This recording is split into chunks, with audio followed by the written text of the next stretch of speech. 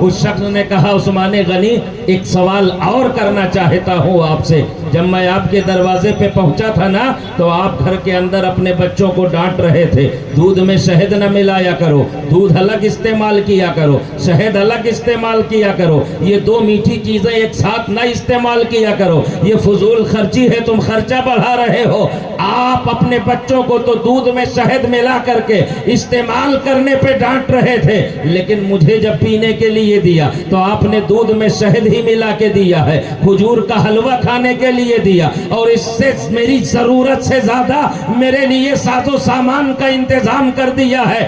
تب سیدنا عثمان غنی کا جو تاریخی جملہ تھا اور قیامت تک کے مسلمانوں کے لیے ایک سبق آموز جملہ ادا کیا تھا، عثمان غنی نے کہا تھا اے اللہ کے بندے، عثمان کا مال صرف عثمان کی اولاد کے لیے نہیں ہے، یہ رسول اللہ کے غلاموں کے لیے بھی ہے، اس لیے میں اپنے بچوں کو ڈانٹ رہا تھا، میں اپنے بچوں پہ بھی خرچ کرتا ہوں اور رسول اللہ کے غلاموں پہ بھی بغیر سوچے سمجھے خرچ کر دیا کرنے۔ دونوں ہاتھوں کو فضا میں لہرا کر بولے نعرہ تکبیر، نعرہ رسالت، نعرہ رسالت، ذکر شہدائے کربلا، ذکر شہدائے کربلا، یا حسین یا حسین، علماء اہل سنت، علماء اہل سنت، نعرہ تکبیر، نعرہ رسالت۔ منبر نور پر جلوہ فرما باوقار علماء ملت اسلامیہ،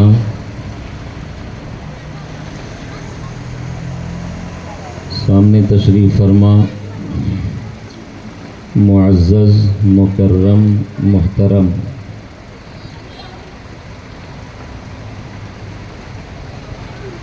جملہ عشاقان اہل بیت، السلام علیکم ورحمۃ اللہ تعالی وبرکاتہ۔ بات بن نہیں رہی ہے۔ الحمدللہ،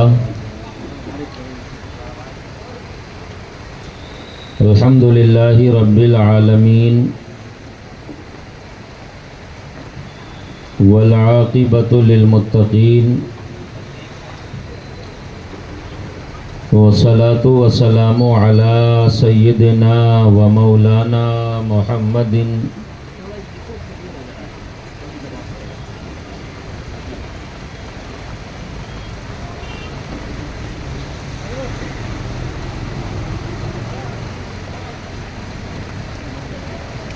وعلى آلہ واصحابہ اجمعین، اما بعد فاعوذ باللہ من الشیطان الرجیم، بسم اللہ الرحمن الرحیم، انما یرید اللہ لیذہب عنکم الرجس اہل البیت ویطہرکم تطہیرا۔ آمنت باللہ، صدق اللہ مولانا العظیم، وصدق رسولہ النبی الامین المکین المتین الکریم، ونحن علی ذلک لمن الشاہدین والشاکرین، والحمد للہ رب العالمین۔ آئیے سب سے پہلے عقیدت و محبت کے ساتھ پوری ذمہ داری، ایمانداری، وفاداری کے ساتھ بارگاہ رسالت میں درود پاک کا نذرانہ پیش کریں، بآواز بلند پڑھیں، اللہم صلی علی سیدنا و مولانا محمد معدن الجود والکرم، منبع العلم والحلم والحکم وآلہ وبارک وسلم، صلو علیہ صلاۃ و سلاما علیک یا رسول اللہ، صلاۃ و سلاما علیک یا حبیب اللہ علیک الصلاۃ والسلام۔ حضرات محترم، ذکر شہدائے کربلا، ذکر امام حسین اور ذکر اہل بیت اطہار رضوان اللہ تعالی علیہم اجمعین کی مقدس بابرکت اور بعظمت محفل میں ہم اور آپ شرکت کی سعادتیں حاصل کیے ہوئے ہیں۔ مولا تعالی اپنے حبیب لبیب کے تصدق، اہل بیت اطہار کے تصدق ہم سب کی حاضری کو درجہ قبولیت عطا فرمائے۔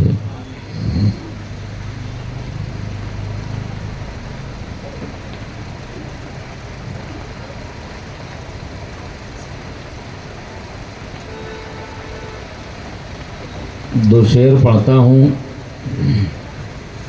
انشاءاللہ اپنے وعدے کے مطابق یہ محفل اختتام پذیر ہوگی۔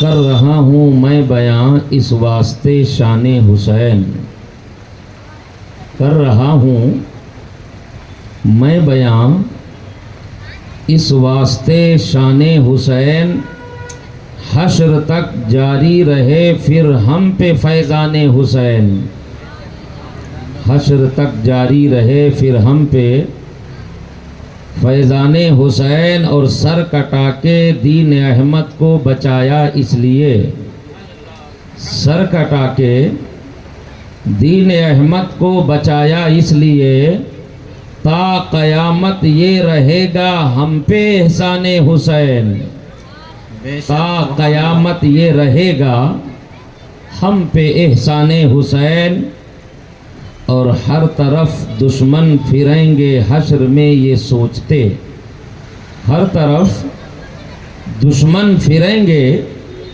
ہر طرف یہ سوچتے، کاش ہوتے دہر میں ہم بھی غلامان حسین، بے شک سبحان اللہ، کاش ہوتے دہر میں ہم بھی غلامان حسین، کاش ہوتے دہر میں ہم بھی غلامان حسین، اور تھر تھرا جاتے تھے سارے دشمنی، تھر تھرا جاتے تھے سارے دشمن ابن علی، تھر تھرا جاتے تھے سارے دشمن ابن علی، کربلا کی ریت پر سن کر کے فرمان حسین، بے شک سبحان کربلا اللہ، کی سبحان ریت پر اللہ، بہت خوب۔ سن کر کے فرمان حسین، اور ظالموں تم دیکھتے رہ جاؤ گے جب خلد میں، ظالموں تم دیکھتے رہ جاؤ گے جب خلد میں، تھام کر ہم جائیں گے جب دست و دامان حسین، بے شک تھام کر ہم جائیں گے جب دست و دامان حسین، حشر تک جاری رہے پھر ہم پہ فیضان حسین، تا قیامت یہ رہے گا ہم پہ احسان حسین۔ بے شک حضرات سبحان اللہ، محترم، سبحان اللہ۔ قرآن مقدسہ کی آیت کریمہ جس کی تلاوت سے اپنے آپ کو مشرف کیا ہے، پروردگار عالم نے اس آیت کریمہ کے تحت اہل بیت اطہار رضوان اللہ تعالی علیہم اجمعین کی عظمت و بزرگی کو بیان فرمایا ہے، بے شک اور ہمارے آقا جناب محمد الرسول اللہ صلی اللہ تعالی علیہ وسلم نے اہل بیت اطہار کے تعلق سے یوں تو اگر اہل بیت کا لفظی یا لغوی معنی کیا جائے، عرف عام کے اعتبار سے اسے دیکھا جائے تو اہل کے معنی ہوتا ہے والا، اور بیت کے معنی گھر، اہل بیت کے معنی ہوتے ہیں گھر والے۔ اس اعتبار سے اگر دیکھا جائے تو اہل بیت میں نبی کی ازواج بھی شامل ہیں، اہل بیت میں نبی کی اولاد بھی شامل ہیں، اہل بیت میں نبی کے گھر میں رہنے والے جتنے افراد ہیں وہ سارے لوگ گھر والے کہلاتے ہیں، لیکن یہ آیت کریمہ جب نازل ہوئی تو میرے پیغمبر اعظم صلی اللہ تعالیٰ علیہ وسلم نے 4 نفوس قدسیہ کو لیا اور اپنے آپ کو شامل فرما کر جسے ہم 5 تن کہتے ہیں، آقا کریم صلی اللہ تعالیٰ علیہ وسلم نے انہیں خاص فرما دیا، پروردگار عالم یہ ہمارے اہل بیت ہیں، تو انہیں خوب خوب پاکیزہ اور ستھرا فرما دے۔ بے شک میرے آقا صلی اللہ تعالیٰ علیہ وسلم نے اہل بیت اطہار کے تعلق سے متعدد احادیث کریمہ اہل بیت کی فضیلت میں وارد ہیں، متعدد اقوال بزرگوں کے اہل بیت کے تعلق سے موجود ہیں، اور پھر ہم اہل بیت سے محبت اور ان کی فضیلت و بزرگی کا خطبہ کیوں نہ پڑھیں، جن کی بات ہم کرنے کے لیے یہاں بیٹھے ہیں، چاہے وہ مولا علی ہوں، چاہے سیدہ فاطمہ ہوں، چاہے حسنین کریمین ہوں۔ آقا کریم صلی اللہ تعالیٰ علیہ وسلم نے سیدہ فاطمہ کو اپنے دل کا ٹکڑا کہا ہے، بے شک اپنے جسم کا حصہ کہا ہے۔ آقا حسین کو بھی، آقا حسن کو بھی نبی دو عالم صلی اللہ تعالیٰ علیہ وسلم نے اپنے جسم کا ٹکڑا کہا ہے، تو نبی جسے اپنا حصہ قرار دے دیں، نبی جسے اپنا جز قرار دے دیں، پھر ہم نبی کے نسبت کی بنیاد پر اس کی عظمت کا بھی خطبہ پڑھیں گے، اس کی شان کا بھی تذکرہ کریں گے۔ اور میرے پیغمبر نے صرف کہا ہی نہیں ہے، ہمیں ان سے محبت کرنے کا حکم بھی دیا ہے، اور خود محبت کر کے پیغمبر نے دکھایا بھی ہے۔ بے شک سبحان اللہ سبحان اللہ۔ گفتگو سے ہماری آپ نے یہاں تک سمجھ لیا تھا کہ یہ خلافت کا معاملہ پیغمبر کے بعد حضرت ابو بکر تک پہنچا، ابو بکر کے بعد سیدنا فاروق اعظم تک پہنچا، اور فاروق اعظم رضی اللہ تعالی عنہ نے تقریباً 12 سال خلافت کرنے کے بعد 22 لاکھ مربع میل پر تنہا حکومت کرنے والی ذات کا نام عمر ابن خطاب سیدنا فاروق اعظم ہے۔ بے شک ان کے وصال کے بعد یہ خلافت کا معاملہ مسلمانوں کے اتفاق رائے کی بنیاد پر سیدنا عثمان غنی رضی اللہ تعالی عنہ کے پاس پہنچا۔ یہ سیدنا عثمان غنی کون ہیں؟ کائنات میں یوں تو بہت سارے انسان ہیں، کم و بیش 1,24,000 انبیاء دنیا میں تشریف لائے، انہوں نے ایک دوسرے سے رشتے بھی قائم کیے، ان کی فضیلتیں اپنی جگہ ہیں، لیکن جن کا رشتہ نبیوں سے قائم ہو گیا ہو، جن کے نکاح میں نبیوں کی بیٹیاں آئی ہوں، ان کا مقام اور ان کی فضیلت اپنی جگہ ہے، لیکن ایک ذات اس کائنات میں ایسی ہے کہ آج تک ایسا مقام نہ کسی کو ملا ہے، نہ قیامت تک کسی کو ملنے والا ہے، اور وہ ذات ہے سیدنا عثمان غنی رضی اللہ تعالیٰ عنہ کی۔ نعرہ تکبیر، نعرہ رسالت، عظمت صحابہ، ذکر شہدائے کربلا، نعرہ تکبیر، سبحان اللہ سبحان اللہ۔ بے شک وہ ذات سیدنا عثمان غنی کی ہے، پیغمبر اسلام صلی اللہ تعالیٰ علیہ وسلم کی یکے بعد 2 صاحبزادیاں سیدنا عثمان غنی کے نکاح میں آئیں، بے شک ہے نا۔ آج بہت سارے لوگ بات کرتے ہیں کہ وہ ابو بکر نے اہل بیت کے ساتھ یہ کیا، عمر نے یہ کیا، عثمان نے یہ کیا، لیکن ہم آپ سے پوچھنا چاہتے ہیں کہ صرف رسول اکرم صلی اللہ تعالیٰ علیہ وسلم نے اپنی 2 شہزادیوں کا نکاح سیدنا عثمان غنی کے ساتھ کر دیا؟ میرے مصطفیٰ تو عالم غیب ہے نا، پیغمبر یہ بھی جانتے ہیں عثمان نے اب تک کیا کیا ہے، اور پیغمبر کو اس بات کی خبر تھی کہ عثمان اس کے بعد کیا کریں گے۔ اگر ایسا کچھ کرنے والے تھے تو گویا کہ نبی کے علم غیب پر اعتراض کرنے کا موقع مل رہا ہے کہ نبی کو پتہ ہی نہیں تھا جو میرے اہل بیت کے ساتھ غلط رویہ اختیار کرنے والا ہے اسے پیغمبر نے یکے بعد 2 شہزادیاں عطا فرما دی، اور نبی نے صرف عطا نہیں فرمائی، معلوم ہے ان کا مقام کیا ہے؟ نبی نے ارشاد فرمایا عثمان نے 2 مرتبہ دنیا میں جنت خریدی ہے، عثمان نے 2 مرتبہ دنیا میں جنت خریدی ہے۔ ایک تو بیر روما خرید کر کے مسلمانوں پر وقف کر کے عثمان نے دنیا میں جنت خریدی ہے، اور ایک غزوہ تبوک کے موقع پر بہت بڑا چندہ دے کر کے حضرت عثمان غنی نے دنیا میں 2 مرتبہ جنت خریدی ہے۔ پیغمبر نے اس موقع پر کہا تھا ما علی عثمان ما غر بعد عمل هذه بعد اليوم، ما غر عثمان ما عمل بعد هذه اليوم، کہ آج کے بعد اگر عثمان سے کوئی غلطی بھی سرزد ہو جاتی ہے تو یہ عمل عثمان کی غلطی کا کفارہ بن جائے گا، کوئی نقصان نہیں پہنچ سکتا عثمان غنی کو۔ تو یہ ذات ہے سیدنا عثمان غنی کی، جانتے ہو سب سے پہلے نکاح پیغمبر نے حضرت رقیہ کے ساتھ نکاح کیا سیدنا عثمان غنی کا۔ نبی کی کل 4 صاحبزادیاں ہیں، کتنی؟ 4 صاحبزادیاں ہیں۔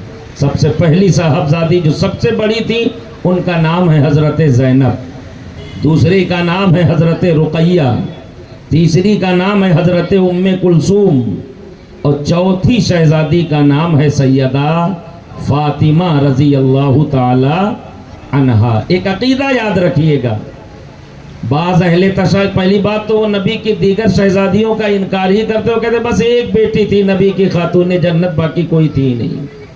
اور جب دلائل سے بات کرو تو دائیں بائیں کرنے کے بعد کہتے ہیں ہاں تھی تو، لیکن وہ سیدہ خدیجہ کے بطن سے نہیں تھی، کسی اور ازواج میں سے کسی اور زوجہ کے بطن سے پیدا ہوئی تھی۔ لیکن اہل سنت والجماعت کا عقیدہ یہی ہے اور حق بھی یہی ہے کہ نبی کی 4 شہزادیاں تھیں، اور چاروں شہزادیاں سیدتنا خدیجۃ الکبریٰ کے بطن اقدس سے پیدا ہوئی تھیں۔ ان میں حضرت زینب کا نکاح پہلے ہو چکا تھا، نبی نے دوسری شہزادی حضرت رقیہ کا نکاح حضرت عثمان غنی کے ساتھ کر دیا۔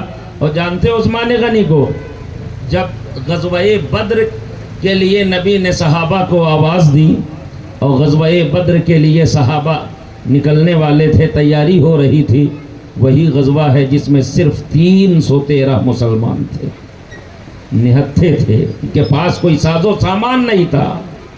ایسے عالم میں عثمان غنی بھی تیار ہو گئے، آ کر کے کہا یا رسول اللہ میں بھی چلنے کے لیے تیار ہوں، لیکن آپ کی شہزادی حضرت رقیہ کی طبیعت بہت زیادہ خراب ہے۔ تب نبی نے کہا تھا عثمان تم رقیہ کی تیمارداری اور ان کی خدمت کے لیے یہیں ٹھہر جاؤ، تم کام مدینے میں کرو گے، لیکن تمہیں بدر کے مجاہدین جیسا ثواب ملے گا، جو ثواب اللہ بدر کے مجاہدین کو عطا فرمائے گا، عثمان غنی وہ ثواب تمہیں مدینے میں رہ کر کے ملے گا۔ اور آقا نے فرمایا اگر اللہ نے بدر میں مسلمانوں کو فتح عطا فرما دی تو اے عثمان جو مال غنیمت سے حصہ لگے گا بدری مجاہدین کے ساتھ تمہارا بھی حصہ لگایا جائے گا۔ بے شک ادھر قافلہ چلا گیا، مصطفیٰ جان رحمت صلی اللہ تعالیٰ علیہ وسلم قافلے کو لے کے بدر کے میدان میں پہنچ گئے، وہاں جنگ ہوئی، اور ادھر جب قافلہ واپس آیا اللہ نے فتح بھی عطا فرمائی۔ آپ ذرا دیکھیے تو مدینے کا منظر کیسا تھا، ادھر بشارت اور خوشخبری لے کر کے مجاہدین آئے تھے کہ اللہ نے بدر میں مسلمانوں کو فتح عطا فرمائی ہے، اور اسی دن اللہ کا کرنا ایسا ہوا کہ حضرت رقیہ اللہ اکبر انتقال کر گئی تھی، حضرت عثمان غنی انہی کے تجہیز و تکفین میں لگے ہوئے تھے۔ رقیہ کا جب انتقال ہو گیا نا، عثمان غنی کو بڑا صدمہ پہنچا، اور وہ صدمہ اس بات سے تھا کہ اب تک رسول اللہ کی شہزادی میرے نکاح میں تھی، نبی سے نسبت کا ایک ذریعہ تھا میرے پاس، اب وہ نسبت ختم ہو چکی ہے۔ لوگوں نے آ کر کے کہا یا رسول اللہ جب سے حضرت رقیہ کا انتقال ہوا ہے عثمان بڑے صدمے میں اور غم میں رہتے ہیں، तब नबी ने कहा था बुला करके, उस्मान इसमें गम की क्या बात है, रुकैया का इंतकाल हो गया है तो कोई बात नहीं, चलो उम्मे कुलसूम का निकाह हम तुमसे कर देते हैं।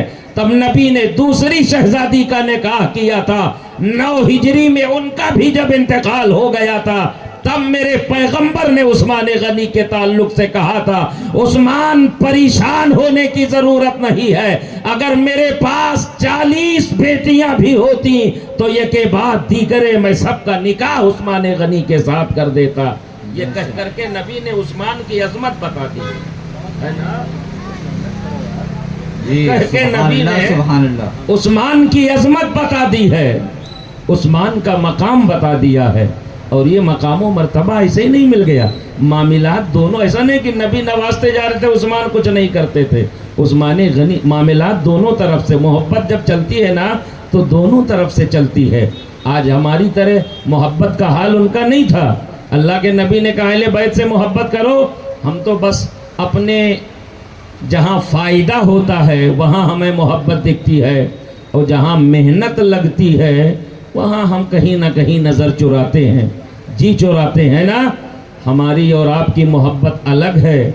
सहाबा के ईसार और उनके कुर्बानी देने का तरीक़ा और जज्बा अलग था। हज़रत उस्मान गनी की ज़िंदगी, वक्त में बहुत गुंजाइश नहीं, लेकिन एक सैयदना उस्मान गनी के सीरत से एक बाब उठा करके आपके सामने रखता हूँ।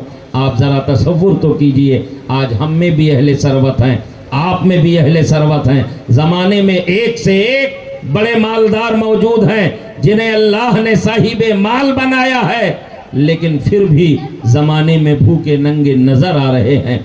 आ रहे कि नहीं आ रहे हैं? वजह क्या है? हमारा माल सिर्फ हमारे लिए है, हमारा माल सिर्फ हमारी औलाद के लिए है, हमारा माल सिर्फ हमारे अहले खाना के लिए है। हम पड़ोसी का ख्याल नहीं रखते हैं, हम महल्ले वालों का ख्याल नहीं रखते हैं, हम अपने अजीज़ो अकारिब का ख्याल नहीं रखते हैं।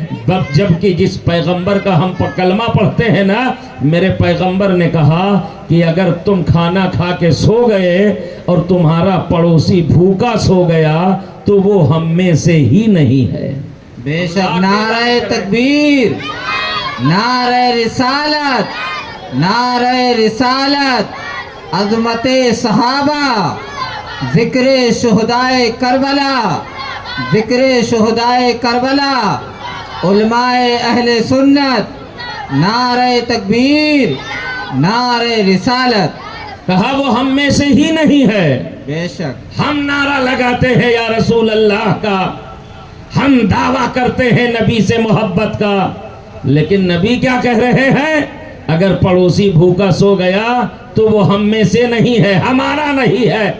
हम लाख दुनिया में चिल्लाते रहें, है ना, अगर नबी कह दे कि तू हमारा है तब तो बात बनेगी। हमारे सिर्फ दावे से बात बनने वाली नहीं है। मैं बात सैयदना उस्मान गनी की कर रहा था। एक बार सैयदना सिद्दीक़ अकबर की खिलाफत की बात है। एक शख्स मुल्क शाम से आया और बड़ी उम्मीद लेकर के आया था। ये सुन रखा था उसने कि जो मुसलमानों के अमीरुल मोमिनीन हैं, खलीफतुल मुस्लिमीन हैं, वो बड़े अदल इंसाफ के साथ काम लेते हैं, बड़े रहमदिल हैं, लोगों के साथ बड़ी भलाई करते हैं। तो वो आया सैयदना सिद्दीक़ अकबर के पास और उसने एक जुमला कहा, ए अमीरुल मोमिनीन, आप अमीर भी हैं और अमीर भी हैं। एक अमीर से मुराद था मुसलमानों के अमीर और एक अमीर से मुराद था मालदार। क्योंकि सैयदना फारूक आज़म, सैयदना अबू बकर सिद्दीक रज़ी अल्लाह ताला अन्हु का दरवाज़ा बड़ा खूबसूरत था, और दरवाजे को देख करके उसने कहा आप अमीर भी हैं और अमीर भी हैं। सिद्दीक अकबर ने उसे बिठाया, पानी वगैरह पिलाने के बाद ये पूछा, अच्छा आने का मकसद बताओ। तो उसने कहा, अमीरुल मोमिनीन, बात ये है मैं मुल्क शाम का रहने वाला हूँ, तिजारत करता था, किन्हीं वजूहात की बुनियाद पर मेरे तिजारत में नुकसान हो गया और 3000 दिरहम हम पर कर्जा हो गया है। कितने? 3000 दिरहम। या आज के 3000 रुपए के बराबर नहीं, दिरहम चांदी का सिक्का होता था। اور دینار جب بولا جائے تو وہ سونے کا سکہ ہوتا تھا. 3000 درہم ہم پہ قرضہ ہو گیا ہے. آج ہمارا جان پہچان والا بھی اگر کوئی مصیبت میں پھنس جائے تو ہم آسانی کے ساتھ کسی کو قرض حسن دینے کے لیے تیار نہیں ہیں. ہم میں سے بعض تو ایسے ہیں جو پیسہ خوب بانٹتے ہیں لیکن 2%, 5%, 10% تک چاہیے, ہے کہ نہیں ہے, جسے سود کہا جاتا ہے, جو اسلام میں جائز نہیں ہے, حرام ہے. ہاں اگر اللہ نے صاحب مال بنایا ہے تو آپ قرض حسن دے کر کے آپ مدد کر دیجئے اس کی, ہے نا. تو اس نے کہا مجھ پر 3000 درہم قرضہ ہو گیا ہے اور میں بڑی امید لے کر کے آیا ہوں کہ آپ میری مدد کر دیں. کیا کہا؟ بڑی امید لے کر کے آیا ہوں کہ آپ میری مدد کر دیں. سیدنا صدیق اکبر نے سنا اور سننے کے بعد کہا میرے بھائی جس امید کے ساتھ تو آیا ہے حالت یہ ہے کہ خود میری زندگی فاقے پہ گزر رہی ہے, بے شک میں تیری کوئی مدد نہیں کر سکتا ہوں. اس آنے والے شخص نے کہا امیر المومنین بڑی امیدیں لے کر کے آیا تھا, یہ سنا تھا کہ مسلمانوں کے امیر بڑے رحم دل ہیں. تو سیدنا صدیق اکبر نے کہا تمہیں پریشان ہونے کی ضرورت نہیں ہے, میں تو تیری مدد نہیں کر سکتا ہوں لیکن ایک راستہ میں تجھے ایسا بتا دے رہا ہوں, ایک ایسی چوکھٹ تجھے بتائے دے رہا ہوں, وہاں جانا تیری ضرورت پوری ہو جائے گی. سبحان اللہ. بے شک. تو اس نے کہا کہ جا کر کے مجھے یہ بتانا پڑے گا کہ مجھے صدیق اکبر نے بھیجا ہے. تو انہوں نے کہا تم جاؤ تو پہلے وہاں یہ کہنے کی بھی ضرورت نہیں پڑے گی کہ کس نے بھیجا ہے, تم اپنی بات کہو گے تمہاری ضرورت پوری ہو جائے گی. وہ شخص صدیق اکبر کے بتانے کے مطابق عثمان غنی کے دروازے پہ پہنچا, اور جب عثمان غنی کے دروازے پہ پہنچا نا تو اندر گھر میں حضرت عثمان غنی اپنے بچوں کو اس بات پہ ڈانٹ رہے تھے کہ تم لوگ دودھ میں شہد ملا کر کے پیتے ہو, دودھ بھی میٹھا ہے شہد بھی میٹھا ہے, دو میٹھی چیزیں ایک ساتھ استعمال کرتے ہو, یہ فضول خرچی ہے, یہ جو ہے دو چیزیں ایک ساتھ کیوں استعمال کرتے ہو. تو وہ شخص دروازے پہ کھڑے کھڑے سوچنے لگا یار جو اپنے بچوں کو دودھ میں شہد ملا کر استعمال کرنے پر اس طریقے سے ڈانٹ رہا ہو, وہ ہمیں 3000 درہم کیسے دے دے گا, وہ اتنا بڑا سخی کیسے ہو سکتا ہے. لگتا ہے ہم غلط دروازے پہ آ گئے, یہاں بھی میری مراد پوری نہیں ہوگی. یہ سوچ ہی رہا تھا, اس نے دروازے پہ دستک دی. تھوڑی دیر کے بعد حضرت عثمان غنی جب باہر آئے تو باہر آنے کے بعد انہوں نے کہا سلام کلام ہوا.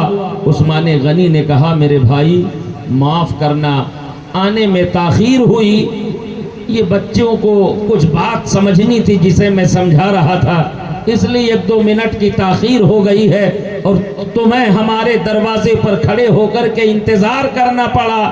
آپ ذرا سیدنا عثمان غنی کے اس طریقے کو دیکھو کہ اتنے بڑے مالدار ہونے کے بعد جن کی سخاوت کا تذکرہ اللہ نے قرآن میں فرما دیا ہے, جن کی سخاوت کا تذکرہ مصطفیٰ نے اپنی زبان فیض ترجمان سے کر دیا ہے, اس آدمی کے کردار کو ذرا ملاحظہ کرو. آج ہماری کوئی حیثیت نہیں ہے, زیادہ سے زیادہ 10-20-50 لاکھ کے مالک بن جائیں, 2-4 گاڑیاں ہو جائیں, ایک بنگلہ یا کوٹھی ہو جائے تو ہم پھولے نہیں سماتے ہیں, زمین پر ہمارے پیر نہیں پڑتے ہیں. لیکن یہی عثمان غنی ہے جن کی کیفیت کا حال یہ ہے, جن کی عظمت و بزرگی کا حال یہ ہے, جن کے تعلق سے پیغمبر نے کہا تھا 2 مرتبہ دنیا میں جنت خریدی ہے. یہی عثمان غنی ہے جنہوں نے پیر روما خرید کر کے مسلمانوں پہ وقف کیا تھا, غزوہ تبوک کے موقع پر چندہ دے کر کے مصطفیٰ جان رحمت کی بارگاہ سے جنتی کی بشارت حاصل کی تھی, اور पैगंबर ने उस्मान गनी के ताल्लुक से जो जुमले कहे थे वो क़यामत तक उनकी अज़मत और बुजुर्गी के बयान करने के लिए काफ़ी है। लेकिन ये हज़रत उस्मान गनी के दरवाजे पर अगर 2 मिनट भी कोई आने वाला मेहमान इंतज़ार करता रहा है तो उनकी तवाज़ु का हाल ये है, इनकिसारी का हाल ये है, मेहमान नवाजी का हाल ये है कि आने वाले से माफ़ी मांग रहे, मेरे भाई माफ़ करना, थोड़ी सी ताख़ीर हो गई है निकलने में। खैर सलाम हुआ और अंदर घर के ले गए, एक चटाई पे बिठाया और बिठाने के बाद वो शख्स कहता है कि मुझे सबसे पहले जो पीने को दिया गया वो दूध में शहद मिला करके दिया गया और खजूर का हलवा भी हमें खाने के लिए दिया गया। सुभान अल्लाह, सुभान अल्लाह। दूध में शहद मिला के दिया और खजूर का हलवा भी दिया गया।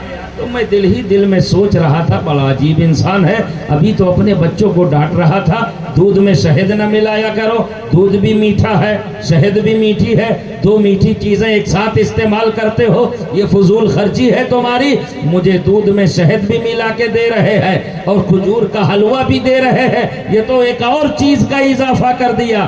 खैर मैं दिल ही दिल में सोचता रहा और सोचते सोचते उन सारी चीज़ों को खाया पिया।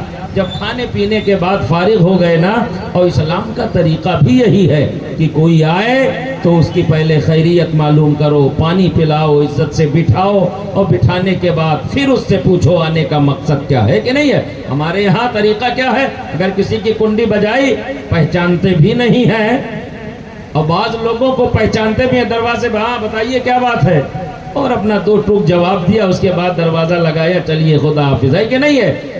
नबी के सहाबा की ज़िंदगी और उनका तरीक़ा देखो, बिठाया, खिलाया पिलाया, मालूम नहीं है ये आने वाला कहाँ से आया है, किस मुल्क का रहने वाला है, किस मकसद के तहत आया है, लेकिन उसे पानी पिलाया, खिलाया और खिलाने के बाद उसकी खैरियत मालूम की। फिर पूछा उस्मान गनी ने, ये अल्लाह के बंदे आने का मकसद बयान करो, किस मकसद के लिए आए हो। तो उसने कहा मैं मुल्क शाम से आया था और तिजारत में मेरा नुकसान हो गया है, 3000 दिरहम हम पर कर्जा हो गया है, मैं आपकी बारगाह में कुछ मदद के लिए आया हूँ। हज़रत उस्मान गनी ने इतना सुना ना, इससे पहले कि वो अपनी बात पूरी करता एक गुलाम को बुलाते हैं उस्मान गनी, और बुलाने के बाद कहते हैं वो ऊंट पर जो साजो सामान लाद के मैंने तैयार किया है ना वो लेकर के आओ। वो गुलाम एक ऊंट को साजो सामान के लेकर के आया। उस्मान गनी ने कहा ये अल्लाह के बंदे, इस ऊंट पर मैंने तेरे घर के अखराजात के ताल्लुक से तेरे बच्चों के खुर्दो नोश का इंतजाम करके रख दिया है, तेरे बच्चों के लिए कपड़े का इंतजाम कर दिया है, और उन्हीं कपड़ों में 6000 दिरहम भी मैंने रख दिया है, ये ले जा, तेरे लिए मैं तोहफे में तुझे दे रहा हूँ। वो शख्स बड़ा खुश हो गया कि अभी मैंने तो पूरी बात इन्हें अब बताई है, इन्होंने मेरे बच्चों के खाने का भी इंतजाम कर दिया, कपड़े का भी इंतजाम कर दिया, मुझे 3000 दिरहम की जरूरत थी, 6000 दिरहम का इंतजाम कर दिया। अब उस शख्स ने जब ऊंट की डोरी पकड़ी ना तो पकड़ के कहता है ए उस्मान गनी, इतना सारा माल आपने दे दिया है, मैं सर पे उठा के तो ले नहीं जा सकता हूँ। कहा ये कौन कह रहा है कि सर पे उठा के लेकर के जाइए, ऊंट समेत लेकर के जाइए, लदा हुआ तो ऊंट पे ही है ना। तो कहने लगा सरकार ये ऊंट वापिस करने कौन आएगा। उस्मान गनी फरमाते हैं मैंने माल भी तुझे तोहफे में दे दिया है, और जिस ऊंट पे माल लगा हुआ है ये ऊंट भी मैंने तोहफे में दे दिया है, अब तुझे ऊंट भी वापस करने की जरूरत नहीं है। नारे तकबीर, नारे रिसालत, शान सहाबा, अजमत सहाबा, जिक्र शुहदाए करबला, उलमाए अहले सुन्नत, नारे तकबीर, नारे रिसालत, सुभान अल्लाह, सुभान अल्लाह। बेशक। अच्छा, वो शख्स जब चलने लगा ना तो बाहर निकल के उसने कहा उस्मान गनी आपका बहुत बहुत शुक्रिया कि आपने मेरे साथ इतनी भलाई की। तब उस्मान गनी का जुमला सुनो। उस्मान गनी ने कहा ये आने वाले मेहमान, शुक्रिया हमारा ना अदा कर, शुक्रिया जाकर के सिद्दीक़ अकबर का अदा कर जिसने तुझे मेरी चौखट बताई है। بے شک جس نے تیرے ساتھ احسان کیا ہے. کہا عثمان غنی میں نے تو آپ کو نہیں بتایا کہ مجھے صدیق اکبر نے بھیجا ہے, آپ کو کیسے خبر ہے؟ اس شخص کا بیان ہے. عثمان غنی مسکرائے اور مسکرانے کے بعد کہنے لگے چھوڑیے اس بات پہ جو ہے بحث کرنے کی ضرورت کیا ہے, خیر شکریہ ہمارا نہیں بلکہ جا کر کے صدیق اکبر کا ادا کرو. اس شخص نے کہا عثمان غنی ایک سوال اور کرنا چاہتا ہوں آپ سے. جب میں آپ کے دروازے پہ پہنچا تھا نا تو آپ گھر کے اندر اپنے بچوں کو ڈانٹ رہے تھے, دودھ میں شہد نہ ملایا کرو, دودھ الگ استعمال کیا کرو, شہد الگ استعمال کیا کرو, یہ دو میٹھی چیزیں ایک ساتھ نہ استعمال کیا کرو, یہ فضول خرچی ہے, تم خرچہ بڑھا رہے ہو. آپ اپنے بچوں کو تو دودھ میں شہد ملا کر کے استعمال کرنے پہ ڈانٹ رہے تھے, لیکن مجھے جب پینے کے لیے دیا تو آپ نے دودھ میں شہد ہی ملا کے دیا ہے, کھجور کا حلوہ کھانے کے لیے دیا, اور اس سے میری ضرورت سے زیادہ میرے لیے ساز و سامان کا انتظام کر دیا ہے. تب سیدنا عثمان غنی کا جو تاریخی جملہ تھا اور قیامت تک کے مسلمانوں کے لیے ایک سبق آموز جملہ ادا کیا تھا عثمان غنی نے. کہا تھا اے اللہ کے بندے, عثمان کا مال صرف عثمان کی اولاد کے لیے نہیں ہے, یہ رسول اللہ کے غلاموں کے لیے بھی ہے. اس لیے میں اپنے بچوں کو ڈانٹ رہا تھا, میں اپنے بچوں پہ بھی خرچ کرتا ہوں اور رسول اللہ کے غلاموں پہ بھی بغیر سوچے سمجھے خرچ کر دیا کر. بے شک نعرہ تکبیر, نعرہ رسالت, عظمت صحابہ, ذکر شہدائے کربلا, علماء اہل سنت, نعرہ تکبیر, لیکن نعرہ ایک بات یاد رسالت. رکھیے, یہی عثمان غنی ہے جنہوں نے بیر روما خرید کر کے مدینے کے مسلمانوں کے لیے پانی کا انتظام کیا تھا. آخری وقت میں حضرت 12 سال تک خلافت حضرت عثمان غنی نے کی. 6 سال تک معاملہ تو بہت بڑھیا چلا, اور 6 سال کے بعد حالات بگڑے, کیونکہ عبداللہ ابن سبا جیسے منافق اور یہ پورا سبائی ٹولہ, ان کا کام ہی یہ تھا کہ مسلمانوں کے درمیان گھس کر کے بظاہر تو یہ کلمہ پڑھتے تھے لیکن حقیقت میں یہ منافق تھے. ان کا کام تھا بس انہیں کسی طرح سے لڑایا جائے. یہی عثمان غنی ہے جو کل بہت بڑی قیمت دے کر اس یہودی سے بیر روما خرید کر مسلمانوں کے لیے وقف کر رہے ہیں. لیکن اسی مدینے کے اندر ایک وقت وہ بھی آیا ہے جب 40 دن تک حضرت عثمان غنی کے گھر کا محاصرہ کیا گیا ہے. نہ پانی اندر جانے دیا جا رہا تھا, نہ کھانا اندر جانے دیا جا رہا تھا. جب پانی ختم ہو گیا ہے, عثمان غنی نے اپنے چھت پہ کھڑے ہو کر کے کہا تھا اے لوگوں کیا تم میں مولا علی موجود ہے؟ لوگوں نے کہا تھا علی موجود نہیں ہے. تب عثمان غنی نے کہا تھا علی سے کہہ دو عثمان کے گھر پانی پہنچا دیں. ان میں آپس کی محبت تو دیکھو, زمانہ اپنے اعتبار سے بات کر رہا ہے, لیکن جب محاصرہ ہوا ہے عثمان غنی کے گھر کا تو حضرت علی اپنے کاندھے پر مشکیزہ رکھ کر کے عثمان کے گھر پانی پہنچاتے ہوئے نظر آ رہے ہیں. اور جب دیکھا کہ بلوائیوں کا نظریہ بگڑا ہوا ہے, ارادے غلط نظر آ رہے تھے, تو حسن و حسین کو تلوار دے کر کے عثمان غنی کے دروازے پر پہرے دار بنا کر کے کھڑا کر دیا تھا. کل کربلا کے میدان میں اگر حسین کے ساقی کا نام عباس ہے تو مدینے میں عثمان کے ساقی کا نام علی ابن ابی طالب ہے. نعرہ تکبیر, نعرہ رسالت, عظمت صحابہ, ذکر شہدائے کربلا, نعرہ تکبیر. ان میں آپس میں بڑی محبت تھی. اور جب حضرت عثمان غنی شہید کر دیے گئے نا, واقعہ بڑا لمبا ہے آپ جانتے ہیں اس کو, حضرت مولا علی کو جب پتہ چلا, حضرت امام حسن و حسین کو بلایا اور ایک گھوسا مارا کہ تم دروازے پہ تھے, پھر امیر المومنین شہید کیسے کر دیے گئے؟ تمہاری ذمہ داری تھی, پہرے داری کے لیے ہم نے لگایا تھا. یہ بتائیے کہ ان میں آپس میں اگر کوئی معاملہ ہوتا تو کوئی اپنے بیٹے کو ڈانٹتا, پہرے داری کے لیے لگاتا ہے نا؟ ان میں آپس میں بڑی محبت تھی. اور یہ سب یہ کے بعد دیگرے جو خلیفہ بنے نا یہ رسول اللہ کے قانون کے مطابق بنے ہیں، نبی کے بتائے ہوئے طریقے کے مطابق بنے ہیں۔ شہادت ہو گئی حضرت عثمان غنی کے، تب نمبر آیا حضرت مولا علی رضی اللہ تعالیٰ عنہ مولائے کائنات کا، ہے نا، آقا حسین کے والد گرامی کا۔ یہ کون ہے علی جانتے ہو؟ جب پیدا ہوئے ہیں تو آنکھ کھولی ہے۔ دنیا میں بچہ پیدا ہوتا ہے، آنکھ کھولتا ہے تو چہرہ اپنی ماں کا دیکھتا ہے، اپنے باپ کا دیکھتا ہے، دادی کا دیکھتا ہے، نانی کا دیکھتا ہے کہ نہیں ہے، دایا کا دیکھتا ہے، گھر کی عورتوں کا دیکھتا ہے، گھر کے بڑے بوڑھوں کو دیکھتا ہے۔ لیکن حضرت علی پیدا ہوئے، آنکھ نہیں کھول رہے ہیں۔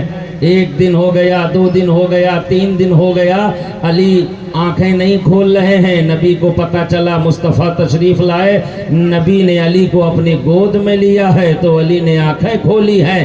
یہ سیدنا مولا علی کی ذات ہے، جس کی آنکھ کھلی ہے تو سب سے پہلے مصطفیٰ کریم کے چہرے کی زیارت کی ہے مولا علی نے۔ بے شک، سبحان اللہ سبحان اللہ۔ سے بہت پہلے چہرہ اگر دیکھا ہے بے تو شک۔ مولا علی نے رسول اکرم کا چہرہ دیکھا ہے نا۔ ایک بار موقع پہ نبی نے پوچھا تھا، علی جب تم پیدا ہوئے تھے تو تم آنکھیں کیوں نہیں کھول رہے تھے؟ تب علی نے کہا، یا رسول اللہ، میرے دل کی خواہش تھی کہ چہرہ دیکھوں تو سب سے پہلے رسول محترم کا چہرہ دیکھوں، بے شک، آپ کا چہرہ بدوہا پہلے دیکھوں۔ یہ ہے مولا علی کی ذات۔ اور سیدنا مولا کائنات رضی اللہ تعالیٰ عنہ کے تعلق سے ان کا مقام کتنا بلند ہے، جنہیں شیر خدا کہا جاتا ہے، مولائے کائنات کہا جاتا ہے۔ یہی وہ علی ہے۔ غدیر خون کے موقع پر میرے پیغمبر نے جب خطبہ دیا تھا تو علی کا ہاتھ پکڑا تھا اور پکڑ کر کے کہا تھا، من کنت مولاہ فہذا علی مولاہ، جس کا میں مولا ہوں اس کے علی مولا ہیں۔ بے شک، سبحان اللہ سبحان اللہ۔ یہ جملہ کہہ کے نبی نے حضرت علی کے مقام کو کتنا بلند کر دیا، کتنا بلند کر دیا ہے۔ اور حضرت علی رضی اللہ تعالیٰ عنہ، ان کی شان کیا ہے؟ فتح مکہ کے دن نبی نے جب مکے میں داخل ہوئے نا، فتح مکہ سے پہلے خانہ کعبہ کے اندر آپ تاریخ سنتے بھی رہتے ہیں، پڑھتے بھی رہتے ہیں، سب کو پتہ ہے 360 بت کعبے کے اندر رکھے ہوئے تھے۔ کتنے؟ 360۔ ان کی پرستش ہو رہی تھی کعبے کے اندر۔ آج بعض لوگوں کا کہنا ہے، یار سب کچھ اللہ کی مرضی سے ہوتا ہے، تم لوگ جاتے ہو وہاں تو امام کے پیچھے نماز نہیں پڑھتے ہو؟ تو ہم ان کو جواب دیتے ہیں، چونکہ ہمارا ان کا عقیدہ ڈیفرنس ہے، اس لیے ہماری نماز نہیں ہوتی ہے۔ تو وہ کہتے ہیں، اللہ کے گھر میں اللہ کی مرضی کے علاوہ بھی کیا کوئی امام ہو سکتا ہے؟ تو 360 بت کو کیا کہو گے؟ اگر وہ یہ صحیح ہے تو اسے بھی صحیح ماننا پڑے گا، ہے کہ نہیں؟ وہ تو مرضی مولا ہے، کس سے کیا کام لینا ہے اسے، یہ اس کی مرضی ہے، مشیت ہے، جس سے جو چاہے کام لے لے۔ 360 بت رکھے تھے، نبی فاتح کی حیثیت سے مکے میں داخل ہوئے اور جتنے بت نیچے نیچے رکھے تھے پیغمبر نے سب کو گرا دیا۔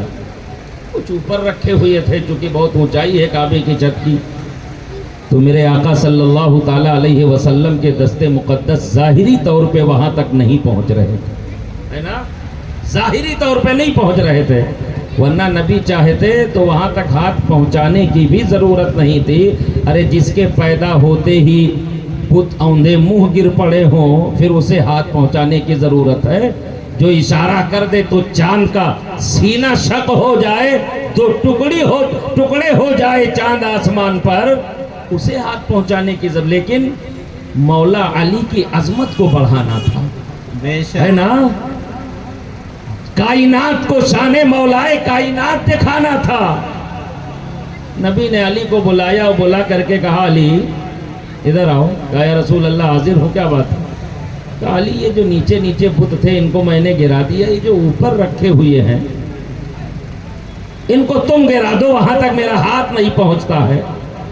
تب علی نے مسکرا کے کہا، یا رسول اللہ آپ بھی کیسی بات کرتے ہیں، اشارہ کر دے تو ڈوبا ہوا سورج پلک آئے، इशारा कर दे तो आसमान में चांद दो टुकड़े हो जाए, इशारा कर दे तो दरख्त अपनी जड़ों समेत आपके कदमों में आकर के कलमा पढ़े, इशारा कर दे तो कंकरों पत्थर अबू जहल के मुट्ठी में होने के बाद भी कलमा पढ़े, आपके नबूवत और रिसालत का इकरार करे, और आप कह रहे हमारा हाथ वहां तक नहीं पहुंचता है।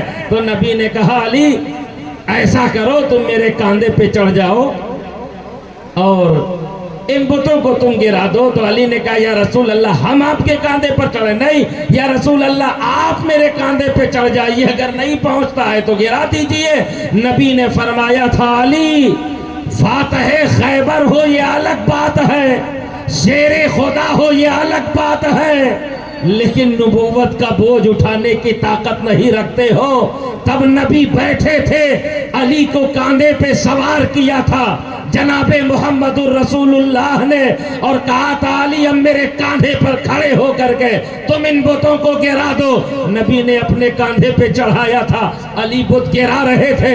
गिराते गिराते पैगंबर ने पूछा था ना, बज़ाहिर तो बुत गिराना था लेकिन अली की अजमत को बढ़ाना था और कायनात को बताना था।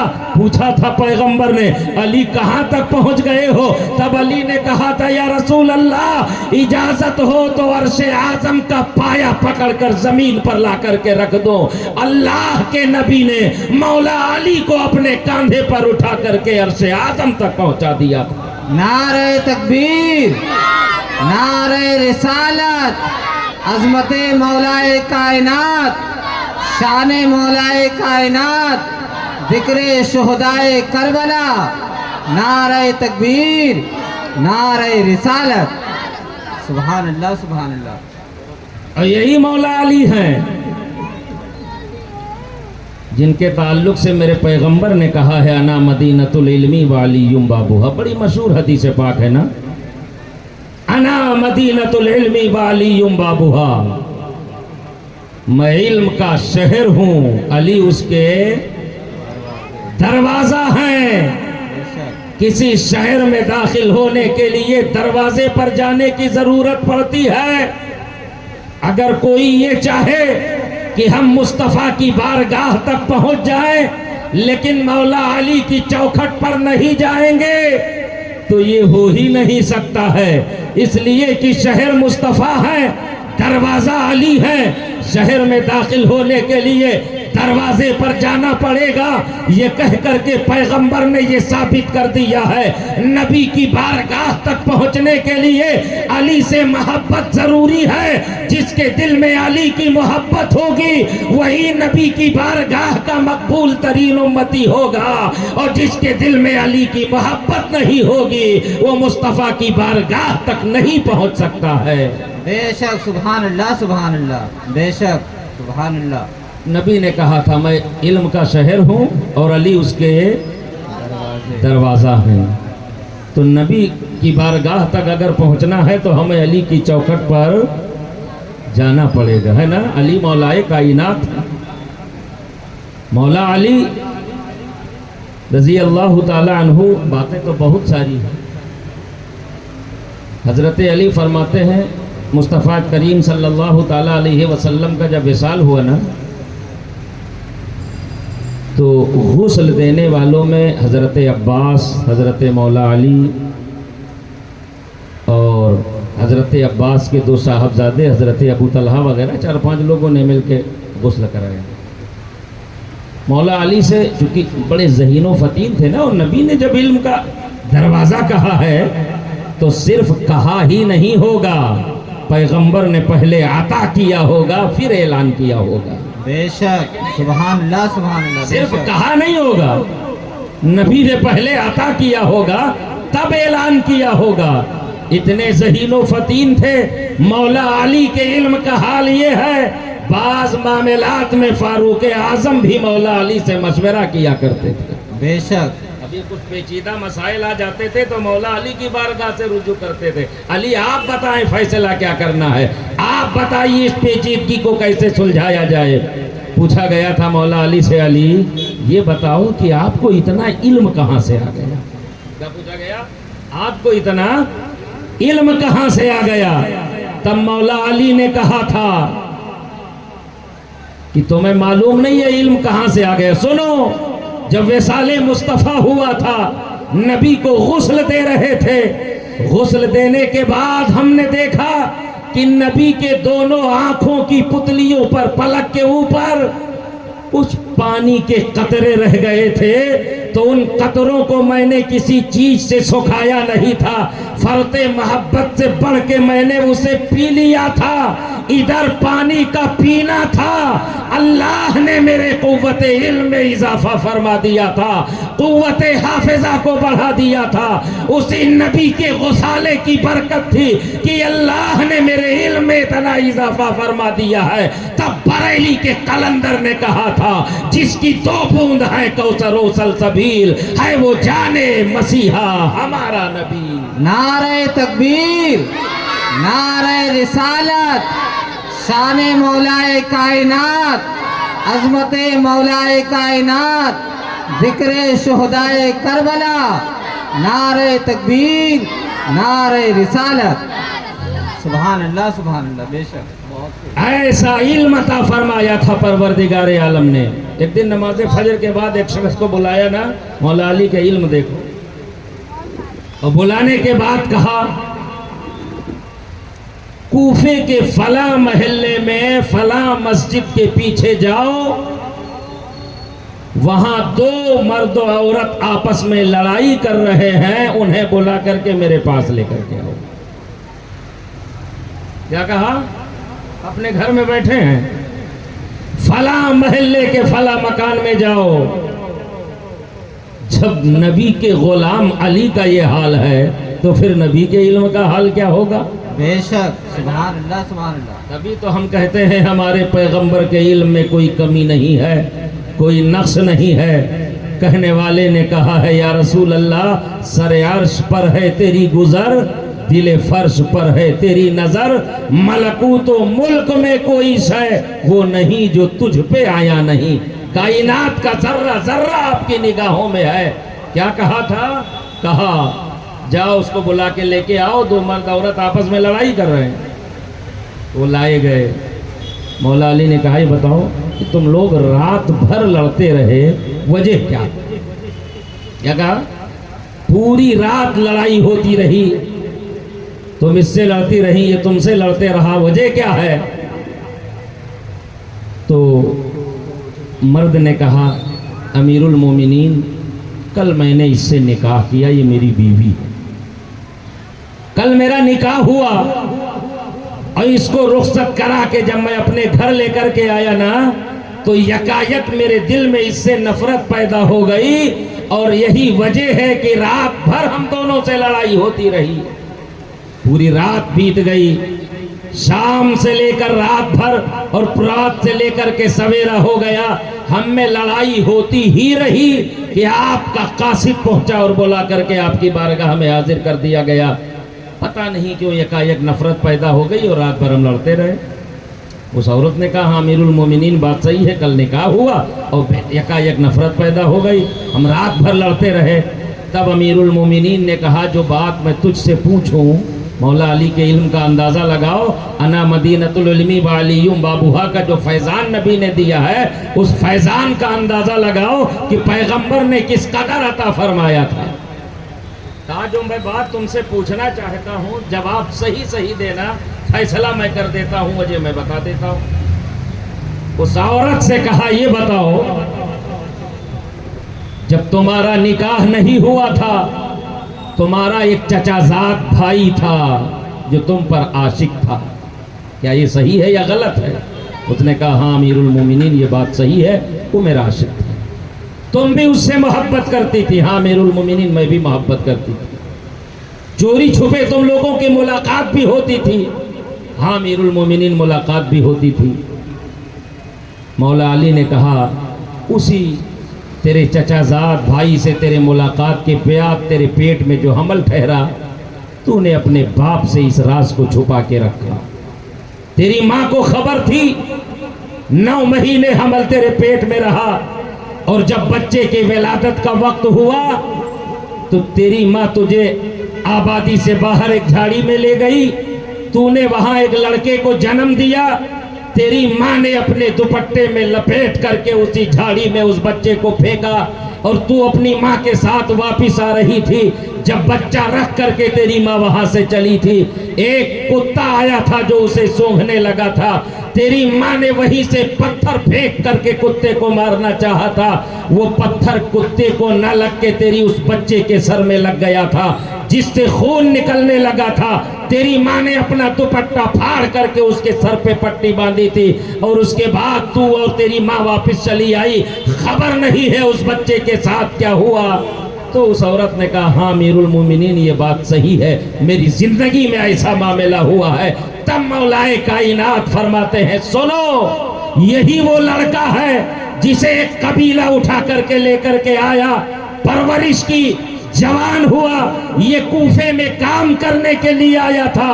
کل اس سے تیرا نکاح ہو گیا ہے. اللہ رب تبارک و تعالی نے تم دونوں کے دل میں نفرت پیدا کر کے تم دونوں کو حرام کام سے بچا لیا ہے. یہ تیرا شوہر نہیں، تیرا بیٹا ہے، اور یہ تیری بیوی نہیں بلکہ تیری ماں ہے. حضرت علی نے کہا تھا کہ اپنے سر کا وہ داغ دکھا جو تیرے سر میں چوٹ لگی ہے. جب دیکھا گیا تو چوٹ کا نشان موجود تھا. پھر ان دونوں سے کہا اپنے بیٹے کو لے کر کے اپنے گھر جاؤ. یہ مولا علی کے علم کا حال یہ ہے جو ایک زمانہ پہلے معاملہ ہو گیا ہے. مولا علی کو اپنے گھر میں بیٹھے بیٹھے یہ بھی پتا ہے یہ بیٹا کس کا ہے اور اس کی زندگی میں معاملہ کیا پیش آیا ہے. نعرہ تکبیر، نعرہ رسالت، عظمت مولائے کائنات، ذکر شہدائے کربلا، علماء اہل سنت، نعرہ تکبیر، نعرہ رسالت. پیغمبر نے فرمایا تھا کہ میرے بعد خلافت 30 سال تک رہے گی جسے خلافت راشدہ کہا جاتا ہے. مولا علی کی خلافت تک 30 سال پورے ہونے میں صرف 6 مہینے بچے تھے. کتنے؟ 6 مہینے بچے تھے. 6 مہینے. تو مولا علی کی شہادت ہوئی. شہادت کا واقعہ بھی کئی بار میں بھی سنا چکا ہوں، علماء سے آپ سنتے رہتے ہیں. حضرت علی کے بعد منصب خلافت پر امیر المومنین کے اس عہدے پر حضرت امام حسن کو بٹھایا گیا. کسے؟ امام حسن کو. یہ حسن کون ہے؟ امام حسین کے بڑے بھائی کا نام امام حسن. سیدہ فاطمہ کے لخت جگر کا نام امام حسن ہے. علی کے شہزادے کا نام امام حسن ہے. سیدہ فاطمہ کے بطن سے. اور ایک بات اور سن لیجئے، مولا علی کے سیدہ فاطمہ کے بطن سے 3 شہزادے پیدا ہوئے. کتنے؟ 3. ہم صرف امام حسین کو جانتے ہیں، باقی کو جاننا بھی نہیں چاہتے. ایک امام حسن، ایک کا نام امام حسین اور دوسرے کا نام امام محسن. یہ 3 شہزادے مولا کائنات کے سیدہ فاطمہ کے بطن سے ہیں. اولادیں تو مولا علی کی اور بھی ہیں. اس کے علاوہ کہیں 12 کی روایت ملتی ہے، کہیں 17 کی روایت ملتی ہے. سیدہ فاطمہ کے بعد مولا علی نے دیگر عورتوں سے نکاح کیا. حضرت عباس بھی تو مولا علی کے ہی شہزادے ہیں، جنہیں عباس علمدار کہا جاتا ہے، جو حضرت سکینہ کی کیفیت کو دیکھ کر کے کربلا کے میدان میں مشکیزہ لے کر کے چلے تھے کہ چرند و پرند پانی پئیں اور نبی کے شہزادے اور شہزادیاں خیمے میں تڑپائیں. تب حضرت عباس مشکیزہ لے کر کے چلے تھے. بازو کٹ گیا تھا حضرت عباس کا، اور خدا کی راہ میں اپنی جان کی بازی لگا دیے تھے حضرت عباس نے نا. علم سنبھالے ہوئے تھے کربلا کے میدان میں. حضرت عباس علمدار اسی بنیاد پر کہا جاتا ہے انہیں. یہ بھی حضرت علی کے شہزادے. تو حضرت امام حسن کو 6 مہینے خلافت کی. کتنے دن؟ 6 مہینے خلافت کی. اور 6 مہینے کی خلافت کے بعد حضرت امیر معاویہ سے کچھ معاہدہ ہو کر کے حضرت امام حسن نے صلح کر لی تھی اور امیر معاویہ کو خلافت کا معاملہ سونپ دیا تھا. اس لیے اہل سنت والجماعت سے تعلق رکھنے والوں، ہم آقا حسین اور امام حسن کے ماننے والے ہیں. ہماری زندگی کا طریقہ یہی ہونا چاہیے. امام حسن نے جس سے صلح کی ہے ہم اسے گالی نہیں بکیں گے، اور امام حسین نے جس سے صلح نہیں کی ہے ہم اس کی تعریف نہیں کریں گے. بے شک ہم یہ کبھی یزید کی حمایتی نہیں ہو سکتے. یہ ہمارے آقاؤں کا طریقہ ہے. 6 مہینے خلافت کی ہے حضرت امام حسن نے. ان کا مقام کیا تھا جانتے ہو؟ ایک موقع پر حضرت امام حسن بیٹھے تھے مولا علی کے پاس، اور مولا علی کے خلافت کا زمانہ تھا. بڑا دلچسپ واقعہ سنیے. خلافت کا زمانہ تھا، مولا علی کے پاس حضرت امام حسن بیٹھے ہوئے تھے. ایک شخص کو 2 لوگ پکڑ کے لے کر کے آئے. کہا امیر المومنین، اس نے فلاں شخص کو قتل کر دیا ہے، لاش تڑپ رہی ہے. اور کیفیت کیا تھی؟ اس کے ہاتھ میں چھری بھی تھی اور اس کے جسم پر جو کپڑا تھا، جو لباس تھا، وہ بھی خون میں لت پت تھا. اسے پکڑ کے لے کر کے آئے، اس نے فلاں شخص کو قتل کیا ہے، انصاف کیا جائے، اسے سزا دی جائے اس کے قتل کی. مولا علی نے پوچھا تو اس نے کہا ہاں امیر المومنین، یہ قتل میں نے کیا. اس سے پہلے کہ حضرت مولائے کائنات قتل کے سزا کے تعلق سے کوئی بات کرتے، ایک شخص اور دوڑا آیا اور اس نے آ کے کہا امیر المومنین، اس شخص کا قاتل یہ نہیں ہے، میں ہوں، میں نے قتل کیا ہے، اسے چھوڑ دیجئے، اس کے قتل کے بدلے میں جو سزا ہے وہ مجھے دیجئے. اب معاملہ پیچیدہ ہو گیا کہ چھری اس کے ہاتھ میں ہے، خون سے کپڑا اس کا سنا ہوا ہے، قبول بھی کر رہا ہے کہ میں نے قتل کیا ہے، یہ بات مان بھی رہا ہے، اور یہ کہہ رہا ہے کہ یہ قاتل نہیں ہے، قاتل میں ہوں، مجھے سزا دی جائے، قتل اس نے نہیں کیا میں نے کیا ہے. اب فیصلہ کیسے کیا جائے؟ قرائن تو یہی بتا رہے ہیں جس کے پاس چھری ہوگی اس نے قتل کیا ہوگا، جس کے کپڑے خون سے سنے ہوں گے اس نے قتل کیا ہوگا. جو جرم کا ارتکاب کر رہا ہے، اب کوئی ایسی گنجائش نظر نہیں آ رہی تھی کہ قاتل دوسرا منتخب کیا جائے. اس نے کہا امیر المومنین، میں صحیح کہہ رہا ہوں، میں نے قتل نہیں کیا، اس نے قتل نہیں کیا ہے، میں نے قتل کیا، میں قاتل ہوں اس کا، اور چند پیسوں کی وجہ سے میں نے اس کا قتل کر دیا. کیا کہا؟ چند پیسوں کی وجہ سے میں نے اس کا قتل کر دیا ہے. حضرت مولا علی تھوڑی دیر سوچتے رہے، اور سوچنے کے بعد حضرت امام حسن بیٹھے تھے. کہا حسن بتاؤ بیٹا، اس میں فیصلہ کیسے کیا جائے؟ کیا کہا؟ فیصلہ کیسے کیا جائے؟ آلہ قتل اس کے ہاتھ میں ہے، خون اس کے کپڑے میں لگا ہے، اقرار بھی یہ کر رہا ہے، اور یہ آنے والا کہہ رہا ہے قاتل یہ نہیں ہے میں ہوں. اب بتاؤ فیصلہ کیسے کریں، کس کو سزا دی جائے؟ تو مولا حسن نے کہا والد گرامی، بات دراصل یہ ہے، اللہ کا حکم ہے وَمَنْ أَحْيَاهَا فَكَأَنَّمَا أَحْيَا النَّاسَ جَمِيعًا. جس کسی نے کسی ایک کی جان بچائی ہے تو گویا کہ اس نے پوری قوم کی جان بچا لی ہے. بے شک. تو اس سے پوچھا گیا کہ جب تو قاتل نہیں ہے، تجھے پکڑ کے لے کر کے آئے تو اقرار کیوں کر رہا تھا کہ میں نے قتل کیا ہے؟ تب اس نے حقیقت بیانی کی. کہا امیر المومنین، بات یہ ہے کہ میں ایک قصائی ہوں، جانور ذبح کرتا ہوں، میرا کام ہے جانور ذبح کر کے گوشت بیچنا. میں قصاب ہوں، گوشت کا کام کرتا ہوں.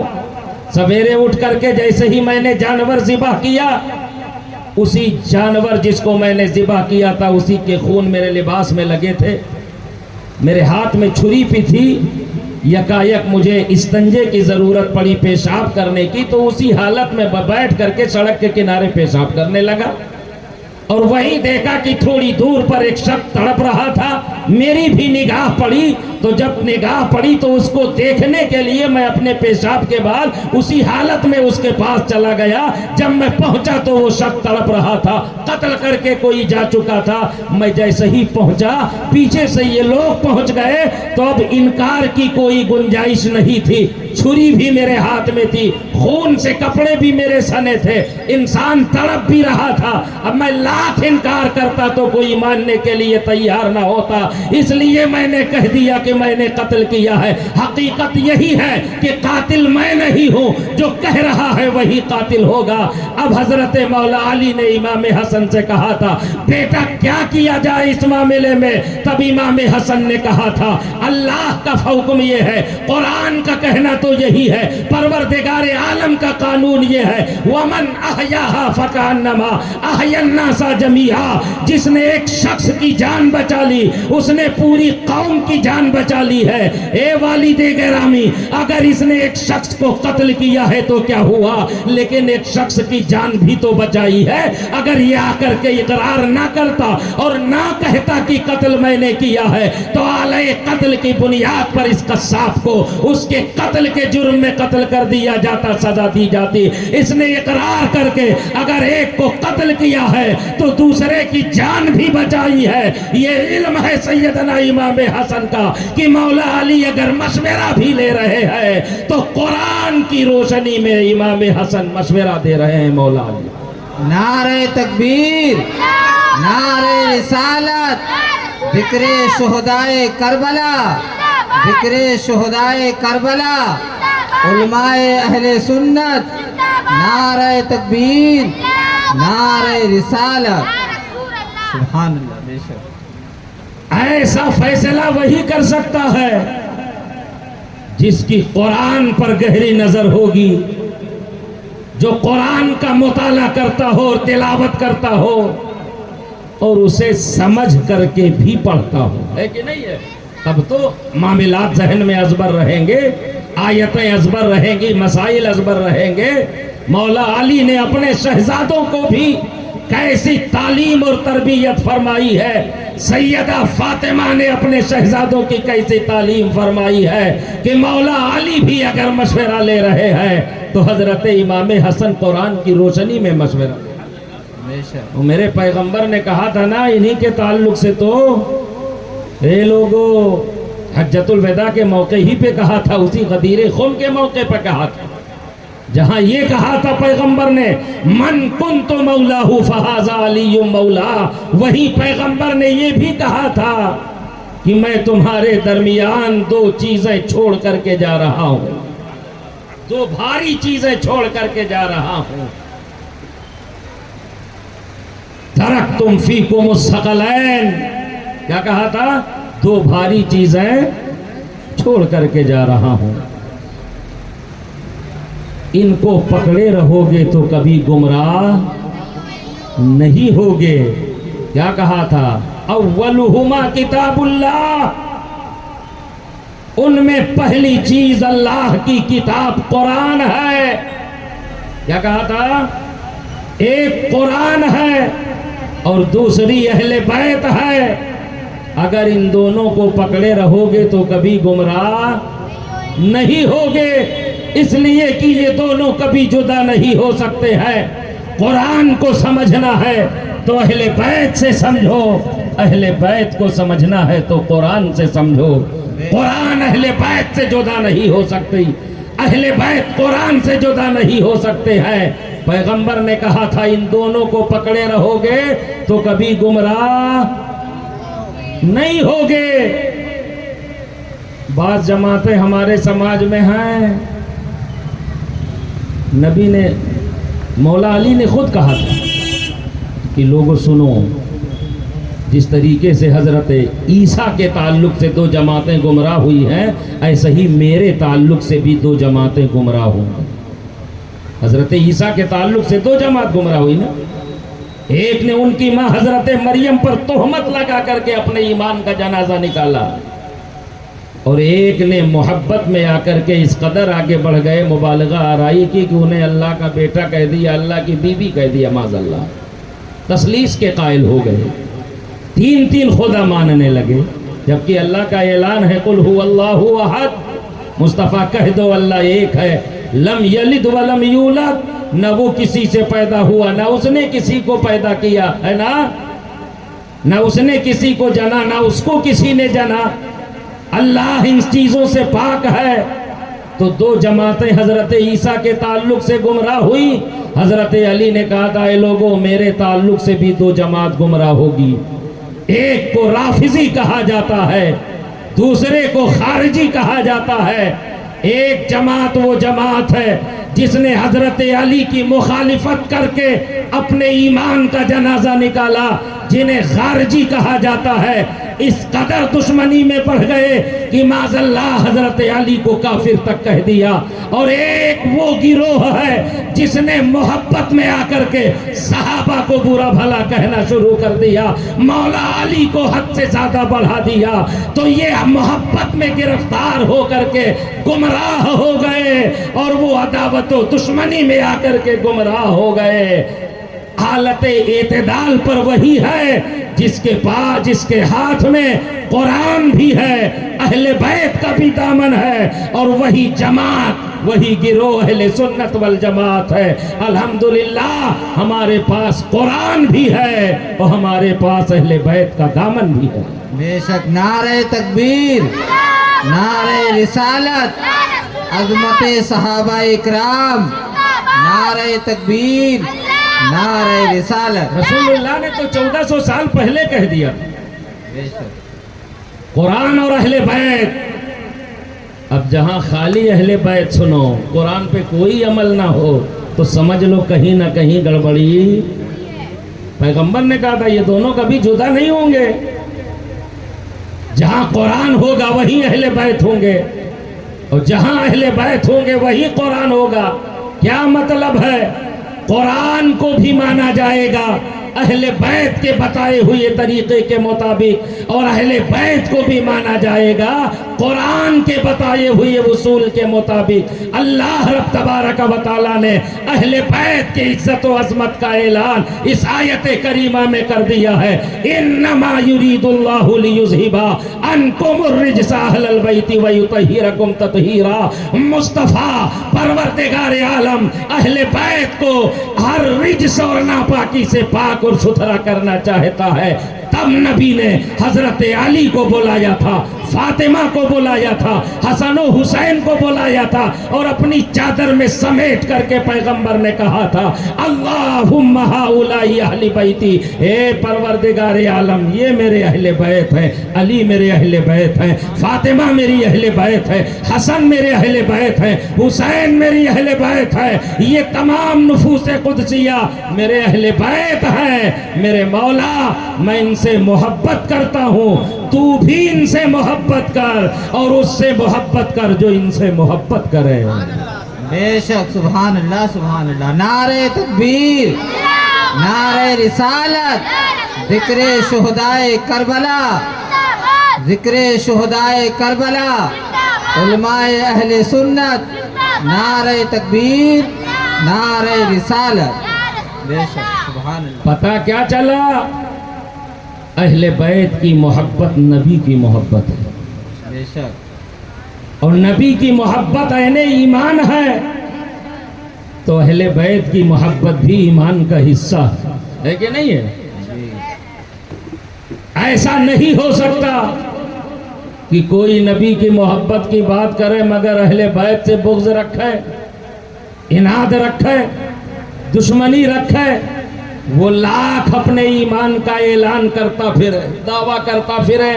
میرے نبی نے فیصلہ کر دیا ہے جس کے دل میں اہل بیت کی محبت ہوگی اسی کے دل میں ہماری محبت ہوگی، بے شک، اور جس کے دل میں ہماری محبت ہوگی وہی کامل مومن ہوگا۔ بے شک، پتہ کیا چلا کہ اہل بیت کی محبت کے بغیر ایمان مکمل ہی نہیں ہو سکتا ہے۔ بے شک، ہاں یہ الگ بات ہے ہم غلو نہیں کرتے ہیں، ہم افراط و تفریط سے کام نہیں لیتے ہیں، ہم ضرورت سے زیادہ کسی کو نہیں بڑھاتے ہیں، جو پیغمبر نے بتایا ہے ہم اسی پہ عمل کرتے ہیں، ہے نا؟ میرے نبی نے انہی کے تعلق سے، اپنے شہزادوں کے ہی تعلق سے تو کہا تھا الحسن والحسین سیدہ شباب اہل الجنہ، حسن حسین جنتی جوانوں کے سن رکھا ہے، بڑی مشہور حدیث پاک ہے نا، جنتی جوانوں کے سردار ہیں۔ سردار سے دشمنی ہو تو جنت میں چلے جاؤ گے؟ جنت آپ کو بھی چاہیے، جنت ہمیں بھی چاہیے، جنت پیر کو بھی چاہیے، جنت مرید کو بھی چاہیے، جنت امام کو بھی چاہیے، جنت مقتدی کو بھی چاہیے، ہے کہ نہیں ہے؟ جنت کی ضرورت سب کو ہے، اور میرے نبی نے فرما دیا جنت کے سردار حسن و حسین ہیں۔ کون ہے؟ ایک نقطہ یہیں پہ رک کے سمجھ، کیا کرنا بھائی؟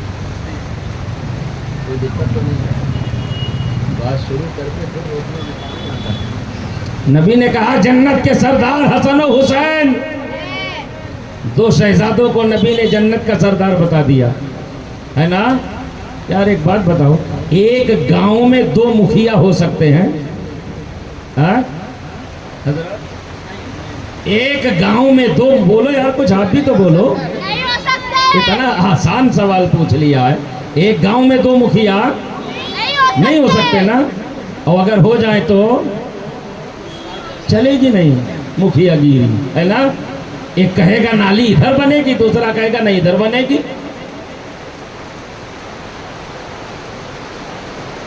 ایک ضلع میں دو ڈی ایم ہو سکتے ہیں؟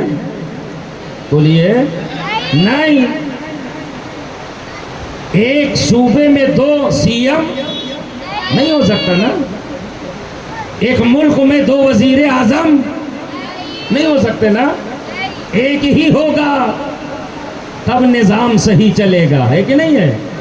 ایک ہوگا تب نظام صحیح چلے گا۔ جنت ہمیں بھی چاہیے، آپ کو بھی چاہیے۔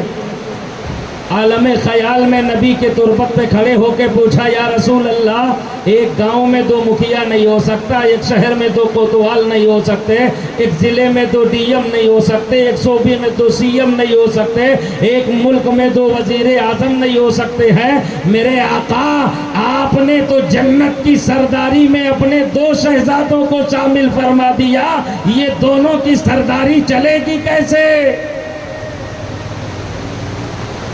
تو تربت پیغمبر سے آواز آتی ہے، وہ دنیا کے لوگ ہوں گے، ایک عہدے پر اگر دو لوگوں کو کر دیا جائے تو نظریے اور فکر میں اختلاف کی بنیاد پر معاملہ بہتر نہیں رہے گا، لیکن میں نے حسن و حسین کو اگر دونوں کو جنت کا سردار بنایا ہے تو حسن کی اور حسین کی فکر بھی تو دیکھو، جو فکر حسن کی ہے وہی حسین کی ہے، جو نظریہ حسن کا ہے وہی حسین کا ہے۔ حسن کی زبان میں حسین بولتا ہے، حسین کی زبان میں حسن بولتے ہیں۔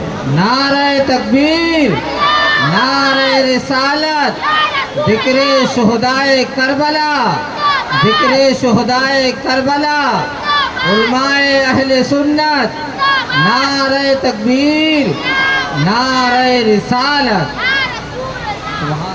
نہ حسن حسین سے الگ ہیں، نہ حسین حسن سے الگ ہیں، اور اگر الگ ہوتے تو امیر معاویہ سے صلح کے موقع پر حضرت امام حسین کہتے نا بھیا حسن یہ صلح ہمیں منظور نہیں ہے۔ بولیے، حضرت آقا حسین موجود تھے، امام حسن نے نبی کے صحابی سے صلح کر لی۔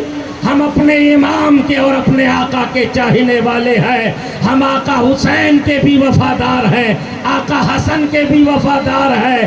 حسن حسین سے الگ نہیں ہے، حسین حسن سے الگ نہیں ہے، تب تو نبی نے کہا دونوں شہزادے جنت کے سردار ہیں۔ اور یہ صرف نظریے اور فکر میں ایک نہیں ہے، اگر جسم کے اعتبار سے دیکھا جائے نبی کی حدیث مصطفیٰ کہہ رہی ہے ما اشعل حسن اشبہ النبی صلی اللہ تعالی علیہ وسلم من الراس الى الصدر، پیغمبر نے کہا ہے حسن کا اگر دیکھا جائے جسم تو سر سے لے کر سینے تک حسن مصطفیٰ کے مشابہ ہے، اور سینے سے لے کر قدم تک حسین مصطفیٰ کے مشابہ ہے۔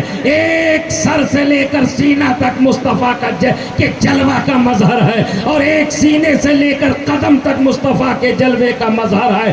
دونوں شہزادوں کو اکٹھا کر دیا جائے تو تصویر مصطفیٰ بنتی ہے۔ یہ کہنے میں الگ ہے لیکن پیغمبر نے دونوں کو جنت کا سردار بنا کر کے بتا دیا، نہ حسن حسین سے الگ ہے نہ حسین حسن سے الگ ہے۔ نعرہ تکبیر، نعرہ رسالت، ذکر شہدائے کربلا، علماء اہل سنت، ایک سینہ تک مشابہ، ایک سینہ تک مشابہ، ایک وہاں سے پاؤں تک حسن سبتین، ان کے جاموں میں ہے نیما نور کا، اور صاف شکل پاک ہے دونوں کے ملنے سے آیا۔ خط توام میں لکھا ہے یہ دو ورقہ نور کا، تیری نسل پاک میں ہے بچہ بچہ نور کا، تو ہے عین نور تیرا سب گھرانہ نور کا۔ بے شک، نعرہ تکبیر، نعرہ رسالت، ذکر شہدائے کربلا، سبحان اللہ۔ انہی کے تعلق سے پیغمبر نے کہا تھا، بے کیا شک، کہا تھا؟ میرے اہل بیت اور قرآن کا دامن کبھی کیا کرنا نہیں چھوڑنا۔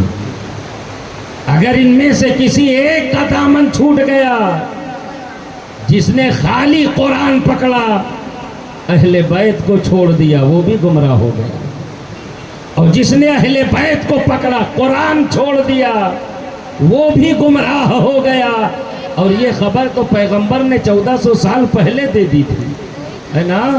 جس نے اہل بیت کو پکڑا قرآن چھوڑا وہ بھی گمراہ، اور جس نے قرآن کو پکڑا اہل بیت کو چھوڑا وہ بھی گمراہ، اور جس نے دونوں کو تھامے رکھا وہی جنتی گروہ ہے، وہی بخشا ہوا فرقہ ہے، وہی رسول اللہ کے اچھے اور سچے وفادار امتی ہے، اور اسی کو سنی جنتی فرقہ کہا جاتا ہے۔ اہل سنت والجماعت سے تعلق رکھنے والوں، آقا حسین سے محبت کرنے والوں، اپنی قسمت پہ جتنا ناز کرو کم ہے۔ الحمدللہ ہمارے ایک ہاتھ میں اگر قرآن ہے تو دوسرے ہاتھ میں اہل بیت کا دامن ہے۔ ہم قرآن سمجھتے ہیں اہل بیت کے بتائے ہوئے ان کے فرمان کی روشنی میں، اور اہل بیت کو سمجھتے ہیں قرآن کے بتائے ہوئے فرمان کی روشنی میں، اس لیے کہ یہ دونوں کبھی الگ نہیں ہو سکتے۔ بے شک، سبحان اللہ۔ پیغمبر نے انہی کے تعلق سے کہا تھا کہ یہ جنتی جوانوں کے سردار ہیں۔ نبی نے ان کی تربیت کیسی فرمائی تھی، کبھی کاندھے پہ بٹھا کے، کبھی زلف معمبر پکڑا کر کے، ہے نا؟ اتنا پیار فرماتے تھے پیغمبر۔ یہ پیار ہی کی تو وجہ ہے آیت تطہیر میں کسی اور کو نہیں بلایا، مولا علی کو بلایا، فاطمہ کو بلایا، ہے نا؟ اور نجران کے عیسائیوں نے جب مباہلے کی دعوت دی تھی تب نبی نے حکم کیا ہوا تھا؟ مباہلہ کسے کہتے جاتے ہو؟ جب جو جماعتیں کسی چیز میں مباحثہ کر رہے ہیں، ٹکرا جائیں، آپ کہیں نہیں یہ صحیح ہے، ہم کہیں نہیں یہ صحیح ہے، اور فیصلے کی کوئی صورت نظر نہ آئے، آخری طریقہ یہ ہے کہ دونوں جماعتیں مل کے ایک دوسرے کو مباہلے کی دعوت دیں، اور دونوں ایک میدان میں، وہ اپنے بیوی بچوں کو لے کر کے آئے، وہ اپنے اہل خانہ کو لے کر کے آئے، دونوں ایک دوسرے کے ہلاک ہونے کی دعا کریں، جو حق پر ہوگا اس کی دعا قبول کر لی جائے گی، جو غلط ہوگا اللہ اسے ہلاک کر دے گا، تباہ و برباد کر دے گا۔ نجران کے کچھ یہودی آئے، عیسائی آئے، اور انہوں نے آ کے آقا کریم صلی اللہ تعالیٰ علیہ وسلم سے بحث و مباحثہ کرنا شروع کر دیا کیا؟ کہا آپ حضرت عیسیٰ کے تعلق سے کیسا عقیدہ رکھتے ہیں؟ میرے آقا نے فرمایا کہ حضرت عیسیٰ اللہ کے بندے ہیں، اس کے پیغمبر۔ کیا کہا؟ اللہ کے بندے اس کے پیغمبر ہیں۔ عیسائیوں نے کہا کیا بغیر باپ کے بھی کہیں بیٹا ہو سکتا ہے؟ دنیا کا طریقہ تو یہی ہے کہ بغیر باپ کے بیٹا نہیں ہوتا ہے۔ آج کے زمانے میں اولاد ہونے کے لیے ماں کا بھی ہونا ضروری ہے، باپ کا بھی ہونا ضروری ہے۔ بغیر باپ کے اولاد، بغیر ماں کے اولاد نہیں ہو سکتی۔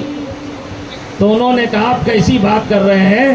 اگر بغیر باپ کے اولاد ہونا ممکن ہے تو آپ مانیے جب ان کا کوئی باپ ہی نہیں ہے، ہم تو اللہ کا بیٹا مانتے ہیں اس لیے کہ ان کے باپ اللہ ہے معاذ اللہ۔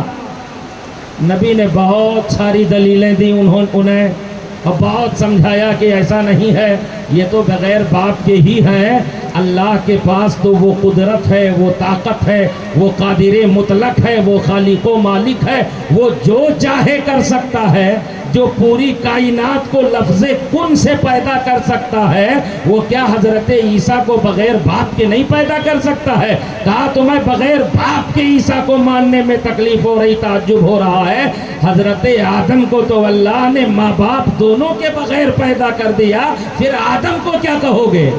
بے شک۔ لیکن پھر بھی وہ کسی صورت ماننے کے لیے تیار ہوتا ہے۔ آدمی جب کسی کی محبت میں بالکل اٹ جاتا ہے نا تو پھر وہ ہٹ دھرمی پہ آ جاتا ہے کہ ہمیں ماننے والے نہیں ہیں۔ جیسے آج کے کچھ اپنے آپ کو حسینی کہلانے والے لوگ ہیں، انہیں لاکھ بتائیے یہ غلط ہے، نہیں ہم تو آقا کی محبت۔ ابے آقا کی محبت میں جائز ناجائز سب کرے گا، ہاں؟ تبھی تو نبی نے کہا تھا قرآن نہ چھوڑنا۔ پتا تھا پیغمبر کو کہ محبت پہ آ کر کے یہ قوم آگے بڑھ جائے گی، تب نبی نے کہا تھا کہ قرآن اور اہل بیت دونوں ساتھ رکھنا ہے نا، تب تو نبی نے شرط لگا دی تھی۔ تو مناظرہ ہوا، کسی صورت ماننے کے لیے تیار نہیں ہوئے، تب اللہ کا حکم آیا مصطفیٰ آیت کریمہ لے کر کے جبریل امین آئے، فمن حاجک فیہ من بعد ما جاءک من العلم فقل تعالوا ندعو ابناءنا وابناءکم ونساءنا ونساءکم الى آخر الآیہ۔ مصطفیٰ یہ اگر بات ماننے کے لیے تیار نہیں ہے جبکہ دلیلیں آ چکی ہیں، حکم آ چکا ہے، تو ایسا کرو انہیں مباہلے کی دعوت دے دو۔ کیا کرو؟ مباہلے کی۔ نبی نے فرمایا عیسائیوں اگر ماننے کے لیے تیار نہیں ہو تو سچ و غلط کا فیصلہ ایک ہی صورت میں ہو سکتا ہے، ہم دونوں مل کے مباہلہ کریں۔ ابھی تک جو چل رہا تھا وہ مباحثہ اور مناظرہ تھا، اب فیصلہ مباہلے کے ذریعے ہوگا۔ تم اپنے بیوی بچے لے کر کے آؤ، ہم اپنے بیوی بچے لے کر کے آتے ہیں، ایک میدان میں کھڑے ہو کر کے دونوں ایک دوسرے کی ہلاکت کے لیے دعا کریں گے۔ اللہ جس کی دعا قبول کر لے گا وہ حق پر ہوگا، اور جو غلط ہوگا اللہ اسے تباہ و برباد کر دے گا۔ یہ فیصلہ طے ہوا، تاریخ کا تعین ہوا، جگہ کا تعین ہوا، ہے نا۔ یہ بھی گئے اپنے بڑے پادری سے، انہوں نے بھی مشورہ کیا، اسے بھی ساتھ لے کر کے آئے، اور ادھر نبی کریم صلی اللہ تعالی علیہ وسلم نے مباہلے کے لیے اپنے گھر سے کسی اور فرد کو نہیں بلایا، آواز دی فاطمہ کہاں ہو؟ ادھر آؤ، علی یہاں آؤ، حسن و حسین ادھر آؤ۔ نبی آگے آگے چل رہے ہیں، پیچھے سیدہ فاطمہ چل رہی ہے، ایک شہزادے کو مصطفیٰ حضرت حسین کو گودی میں اٹھائے ہیں، حسن کی انگلی پکڑ کے چل رہے ہیں، سب سے پیچھے حضرت علی چل رہے ہیں، اور نبی جب چل رہے تھے نا تو ان سے کہتے ہوئے جا رہے تھے، علی سنو، فاطمہ سنو، حسنین سنو، جب میں دعا کروں تو تم سب میری دعا پہ آمین کہہ دینا۔ کیا کہا؟ جب میں دعا کروں تو تم سب میری دعا پہ، یہ آمین کا مطلب کیا ہے؟ آپ نماز پڑھنے جاتے ہو، امام صاحب دعا کرتے ہیں، آپ آمین کہتے ہیں کہ نہیں کہتے ہیں؟ ابھی مجلس ختم ہوگی، حضرت دعا کریں گے، آپ آمین کہیں گے، ہے نا؟ آمین کا مطلب ہوتا ہے اے اللہ جو یہ کہہ رہا ہے اسے قبول کر لے، قبولیت کی سفارش۔ اور یہ اس لیے کہا جاتا ہے، ہو سکتا ہے کرنے والے کی دعا اللہ قبول نہ کرے اس کے گناہ کی بنیاد پر، تو کوئی اللہ کا نیکوکار بندہ اگر اس کی سفارش کر دے گا تو اللہ قبول کر لے گا۔ اسی لیے کہا گیا ہے کہ دعا لوگوں سے کروائیے۔ کیا کہا گیا؟ دعا لوگوں سے کروائیے، اس لیے کہ لوگوں میں کون اللہ کا نیکوکار بندہ ہے یہ آپ نہیں جانتے ہیں، ہم نہیں جانتے ہیں، مگر میرا رب جانتا ہے کہ نہیں ہے؟ تو آقا ان نفوس قدسیہ سے کہہ رہے تھے، علی، فاطمہ، حسن، حسین، جب میں دعا کروں تو تم لوگ آمین کہہ دینا۔ اس لیے جب کبھی ایسی محفلوں میں جاؤ جہاں ذکر کے بعد، تلاوت کے بعد، اللہ رسول کے نام لینے کے بعد کہیں دعا ہو تو پورے انہماک کے ساتھ اس دعا میں شامل ہوا کرو اور اس دعا پر آمین بھی کہا کرو، تاکہ اس دعا میں تمہاری بھی شرکت ہو جائے، ہے کہ نہیں ہے؟ اگر ہم نے کہا اے اللہ سب کی بگڑی بنا دے اور آپ اپنے کام میں لگے ہیں، کوئی موبائل میں لگا ہے، کوئی بات کرنے میں لگا ہے، کوئی اور کسی کام میں لگا ہے دنیا داری میں، تو گویا کہ اس کا مطلب یہ ہوتا ہے کہ یہ چاہ نہیں رہا ہے اس کو، ہے کہ نہیں ہے؟ جس کو ضرورت ہوتی ہے وہ لگا رہتا ہے۔ اس لیے جب بھی دعا کی محفلوں میں پہنچو تو دنیاوی کام چھوڑ کر کے اپنے دل کو خدا کی طرف متوجہ کر کے پوری لگن کے ساتھ، پوری توجہ کے ساتھ، پورے انہماک کے ساتھ دعا پر آمین کہا کرو، اس لیے کہ اللہ لفظ نہیں دیکھتا ہے، دل کا درد دیکھتا ہے، توجہ دیکھتا ہے۔ دنیا کے سامنے آپ کچھ بھی دکھاوا کر لو، اللہ کے علم میں تو سب کچھ ہے نا، وہ ظاہر بھی دیکھ رہا ہے اور باطن بھی دیکھ رہا ہے۔ بندہ دن کے اجالے میں کیا کر رہا ہے رب کو خبر ہے، رات کی تاریکی میں کیا کر رہا ہے مولا کو خبر ہے، مجمع عام میں بندہ کیا کر رہا ہے پروردگار عالم کو خبر ہے، گوشہ تنہائی میں بندہ کیا کر رہا ہے پروردگار عالم کو خبر ہے۔ اور اللہ کا سب سے سچا، پکا، اچھا اور وفادار بندہ وہی ہے جس کی خلوت جلوت سے بہتر ہو، جس کی تنہائی مجمع سے بہتر ہو، جس کی رات دن سے بہتر ہو۔ ان اللہ والوں کا طریقہ کیا تھا؟ یہ دن میں جو کچھ عبادت کرتے تھے نا، رات کی تاریکی جب ہوتی تھی، کیا سیدہ فاطمہ کی زندگی کا وہ گوشہ تمہاری نظروں میں نہیں ہے؟ سارے کام سے فارغ ہونے کے بعد نماز عشاء پڑھ لے کر شہزادوں کو کھلا پلا کر کے سلا کر کے مولا علی کا بستر لگانے کے بعد سیدہ فاطمہ مصلی بچھاتی تھی، وضو کر کے جب مصلی پر بیٹھتی تھی نا، صبح فجر کی اذان ہو جاتی تھی مگر فاطمہ کا سجدہ پورا نہیں ہو پاتا تھا۔ خاتون جنت ہاتھ اٹھا کر کے کہتی تھی، مولا کتنی چھوٹی چھوٹی راتیں بنا دی ہے، تیری رات ختم ہو گئی، ابھی فاطمہ کا ایک سجدہ پورا نہیں ہوا۔ ایک کنیزان فاطمہ کہلانے والی میری شہزادیوں، ملت کی ماں بہنوں، آپ سیدہ فاطمہ سے محبت کرنے والی ہے، صرف زبانی جمع خرچ کی بنیاد پر محبت نہ کیجیے۔ وہ رات رات بھر سجدہ کرتی تھی، تمہیں جتنا میسر ہو اتنا ہی کر لیا کرو، ہے کہ نہیں ہے؟ اپنے راہبر کی سنت پہ عمل تو کرو۔ تو نبی نے ان سے کہا جب ہم دعا کریں تو تم آمین کہہ دو۔ ان کا پادری کھڑا تھا، یہ سن رہا تھا، اس نے چہرہ دیکھا مولا علی کا، چہرہ دیکھا حسنین کریمین کا، چہرہ دیکھا مصطفیٰ کریم کا، ایسی نورانیت ٹپک رہی تھی، دیکھتے ہی اس نے کہا اے گروہ نصارہ سنو سنو انی لارا وجوہن لو سال اللہ ان یزیل جبلا من مکانہ لا زالہ. اے گروہ نصارہ سنو، میں ایسے چہرے دیکھ رہا ہوں، ان کا حال تو یہ ہے کہ اگر یہ پہاڑ کو اپنی جگہ سے ہٹ جانے کی دعا کر گئے تو اللہ تعالیٰ پہاڑ کو بھی ان کی دعا کی بدولت ہٹا دے گا. تم ان سے مباہلہ نہ کرو ورنہ قیامت تک کے لیے کوئی یہودی اور کوئی نصرانی دنیا میں باقی نہیں رہے گا. اس کے کہنے پر وہ مباہلے سے باز آ گئے تھے. یہ کون نفوس قدسیہ تھے؟ یہی وہ اہل بیت اطہار تھے جن کے تعلق سے وہ پادری بھی کہہ رہا ہے ان کا مقام اللہ کی بارگاہ میں وہ ہے، یہ جو دعا کرتے ہیں اللہ اسے قبول کر لیتا ہے. نعرہ تکبیر، نعرہ رسالت، ذکر شہدائے کربلا، ذکر شہدائے کربلا، علماء اہل سنت، علماء اہل سنت، نعرہ تکبیر، نعرہ رسالت. یہ اہل بیت ہیں اور انہی کو نبی نے کہا ہے یہ جنتی جوانوں کے سردار ہیں، ہے نا. جنت ہمیں بھی چاہیے، جنت آپ کو بھی چاہیے، جنت کی ضرورت سب کو ہے. ایسے ہی جاؤ گے جب محبت ہوگی. نبی نے کہا، نبی کی حدیث پاک ہے نا، جو جس سے محبت کرتا ہے کل قیامت میں اسی کے ساتھ اٹھایا جائے گا.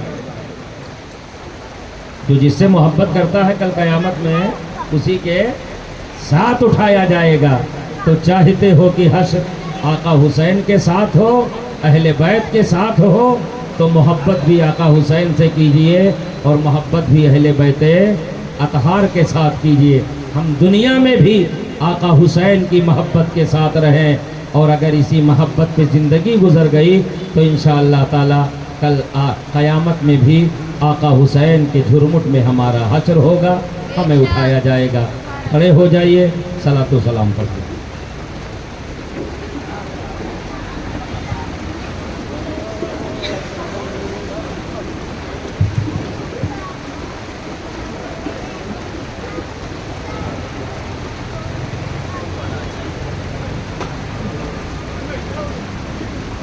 مصطفیٰ جان رحمت پہ لاکھوں سلام، شمع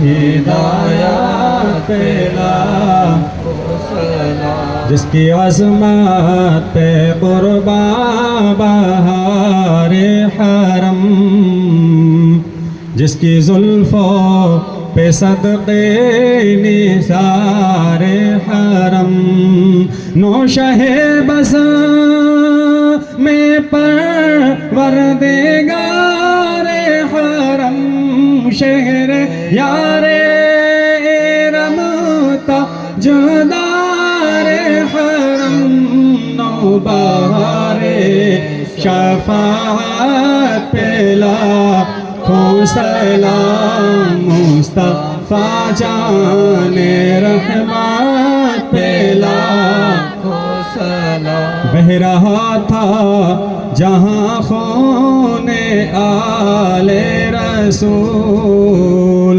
وہاں موجود تھے خود خدا کے رسول.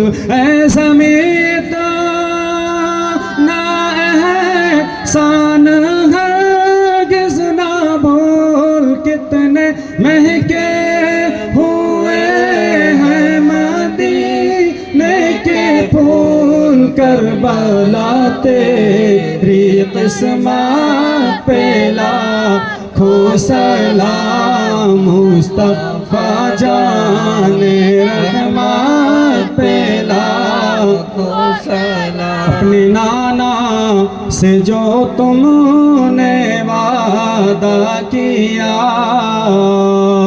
کربلا میں وہ وعدہ وفا کر دیا. تھی گلے پر چھری، لب پہ تھی یہ صدا، بخش دیا خدا لب پہ شکوا نہ تھا تم پہ لاکھوں سلام مصطفیٰ جان رحمت پہ لاکھوں سلام اے نبی کے نواسے علی کے پسر سیدہ فاطمہ بی کے لکھتے جگر دین اسلام سے پیار تھا کس قدر خود تو قربان ہوئے کربلا میں مگر دین زندہ کیا تم پہ لاکھوں سلام مصطفیٰ جان رحمت پہ لاکھوں سلام شمع بس میں ہدایت پہ لاکھوں سلام یا نبی سلام علیکہ یا رسول سلام علیکہ یا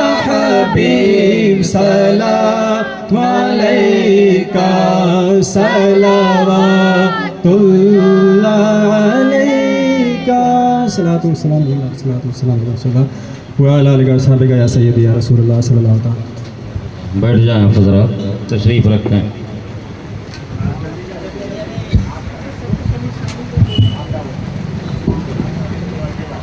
الفاتحہ. مولا صلی وسلم دائما ابدا علی حبیبک خیر الخلق کلہم الہ بادشاہ کریمہ کارسازہ بندہ نوازہ